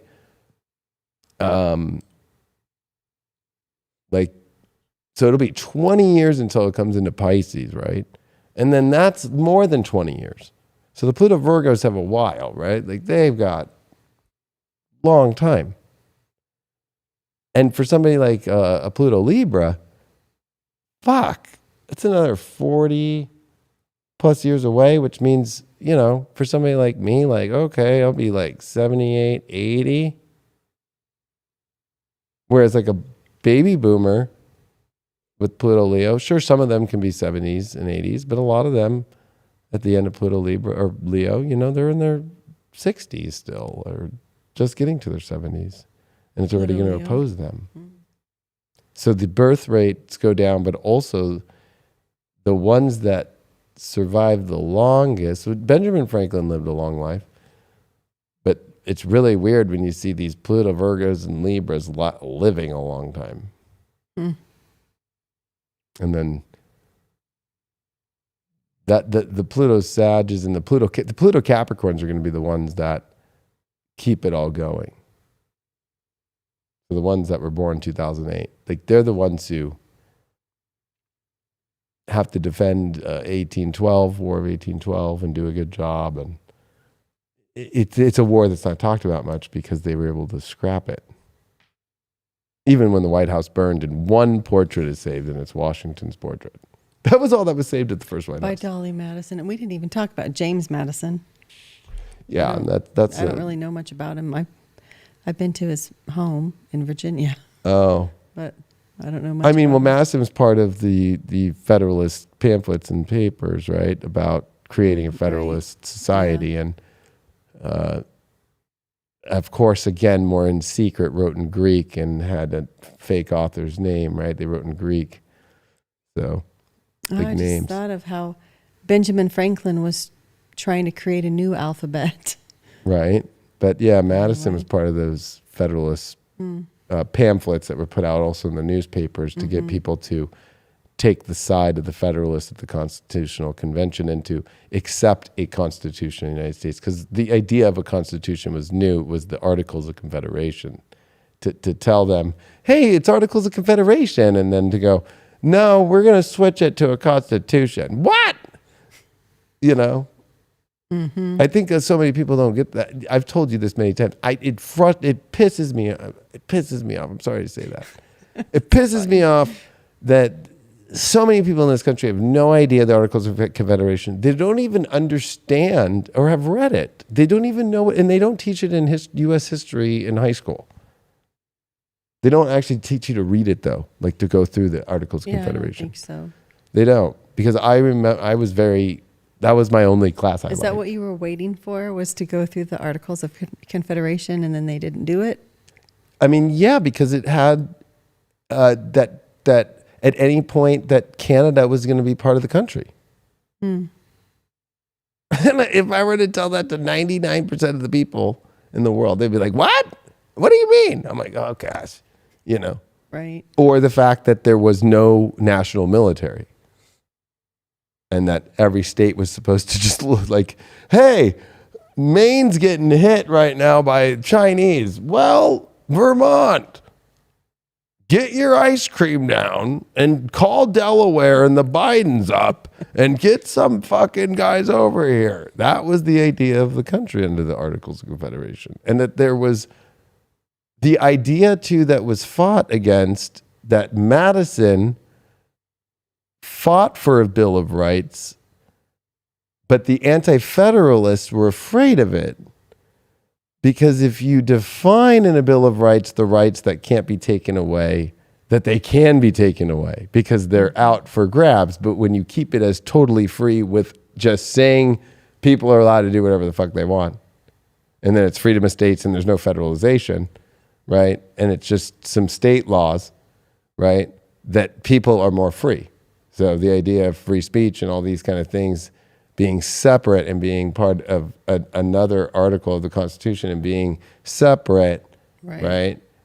Like, if I really think about that on a deep scale, our rights are being taken away and our Supreme Court isn't doing shit about it. The only people that are the circuit courts, the federal judges in the circuit courts, and depending on which team they're on, Democrat or Republican. So really, if you think about it, the Federalist movement in Madison, I hate to say it, but I think that they didn't think futuristic far enough. And I think that the Anti-Federalist movement was, which actually Thomas Jefferson is the idea of the first Republicans per se. That was about republic. Even though the Republican Party didn't come with Lincoln, the Whigs were around. But they were just called the Anti-Federalists, and he switched it to the Whig Party and all that. So, yeah. I was thinking, we need to wrap it up, but I was just thinking about, it's the Fourth Amendment, right? That about searching Caesar? No, which amendment is it that says that you can't, that's the wrong amendment, so we don't want to look at the Fourth Amendment. Yeah, I was right about searching Caesar. But I was just looking at the Constitution, actually, because the National Archive has a really great website where you can go in and look at the Constitution and you can see the history behind it. You can look at the original, then you can go into footnotes about where all the ideas came from and all of that. But so it was put into the Constitution that you cannot take away, you can't define a right by taking away another right? You can't say something is a right. Oh, there was that denies somebody else's right. Well, this is what's crazy, because in my book, The Federalists of 1840, that was the first publication of the Federalists, the idea of Madison's work and the others, John Jay and all them, right? That were in pamphlets, and then that the U.S. National Library published for Supreme Court justices and so forth to have in there, which you don't see on the National Archives or you don't see in our schools, is that when they did the Constitutional Convention, they only gave, because that was in 1789, right? 11 years for the Congress, the executive, and so forth to make any changes, that after 1800, no amendments could ever be changed. You can add amendments, but the ones that were up to 1800 could never be taken away or changed. And they actually gave 11 years. So that's in my Federalist book of 1840 and shows that in there. But everywhere I look on our websites for the government and stuff, they just don't tell people that anymore. And that's why I buy old books, because it's like we are whitewashing and erasing to the internet those little things. I would love to talk about that sometime too, about why that's happening right now, and historically, what are other times when that was happening, because actually that's something that Benjamin Franklin would have been against in terms of the press. That's why he was for freedom of the press and always having diverse views, right, to be, out there in the public. And he was also against people who were journalists making money off of printing certain stories, right? He just felt it was the center part of a free country to be able to state your different opinions publicly and to print them and circulate them, right? So the internet Very is like Federalist or Democrat yeah. party with the media. Same thing with the Federalists like Madison, who used pamphlets that they had the money and they had the power and the prestige to put it out that other people, the anti-Federalists, didn't. Think about that. That they convinced the American public through pamphlets with hidden authors that it wasn't, you know what I mean, and weird shit like that to buy this idea that the Bill of Rights will be the greatest thing in the world and the Constitution will be the great, and the federal government will be a great thing to have. Well, I mean, and pamphlets were like the internet of that era. So, and there always were phases of pamphlets really being used by one side or another. Right. So that's just an interesting. Well, and I pattern. thought about this when I read about the 1800 clause, was when we talked about Alexander Hamilton, it was him that was the vice president of 1800 that came in. And then the duel, of course, happened in 1804 during that election. But it's almost like maybe there were things that we don't know about that wanted to be changed by that last 1800 session in Congress and all those things. And maybe there was things that Alexander Hamilton had done as vice president, as president of the Senate and so forth, that might have caused a duel from Aaron Burr that happened in the chambers of 1800. That would be a crazy investigation. That's a hunch, but that's the only thing that would make sense to me, is that a Jupiter-Saturn year of 1800, but also and that was Thomas Jefferson when he became president in 1800. And he was an anti-federalist, so he became the president finally, an anti-federalist becoming the president. And they did not change the amendments, right? So maybe there was a bigger battle of trying to keep the Federalists in power, and they won. I actually think Thomas Jefferson would be more like a Trump, because maybe they were like, this freedom of speech thing, or this idea of people having guns, or this idea, right? Like maybe there were people who were like, this is our last year to change it.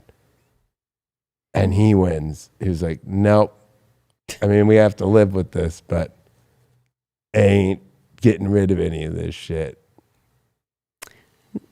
An untold story. I mean, if you really, I mean, yeah. So another investigation. And of course, that's all still the end of Pluto Aquarius into Pisces, of course. And then those become the tales that have way more hidden things than we realize. So really, that's the time of, when I look at English history from the Reformation times, right, that Pluto in Aquarius and Pluto, in Aries is all the time where they're wrapping up and creating new churches and correct. It's a much more calmer period. Of course, debates, but not what we're about to go through.